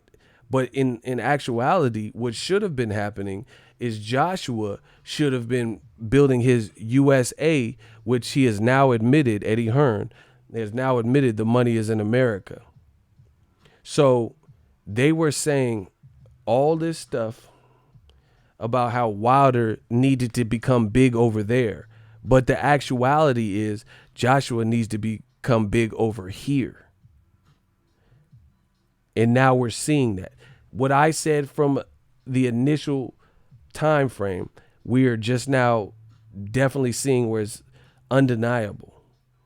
Wilder didn't need to build a UK profile. The UK know who he was. He had a run-in with Tony Bellew. Them videos went viral. Block Javier Chavez. We've already blocked you before. You came back. I remember your name. Block him again. No one cares what you're talking about. Block him. This ain't Pet Cemetery. You don't have 9 lives. Block Javier Chavez. He's already been blocked. I think it was earlier today. I remember these guys' name. We don't care. You just they typed all that shit just to get blocked. All right, nobody read it. We don't know. We don't care. They think they're gonna keep coming back under all these accounts. Oh, you gonna hear me out? No, we're not.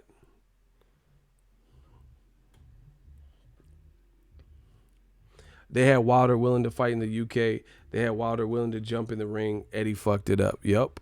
And he was willing to do it for low money. He ain't doing it for that amount of money now. Now he's got a true taste of, some proper paychecks, and, he's getting recognition. It's getting bigger and bigger. So Eddie Hearn, they really messed up because we could have been on the second fight by now. Maybe even the third fight. Definitely the second by now. And they could have got Wilder and just made a lot of money and got him for the low. He was willing to do it in the UK for $15 million just to prove a point. You should have took that. But instead you phoned in the WBA and had them, call for a 24-hour agreement between Povetkin or he was getting stripped. Come on, bro.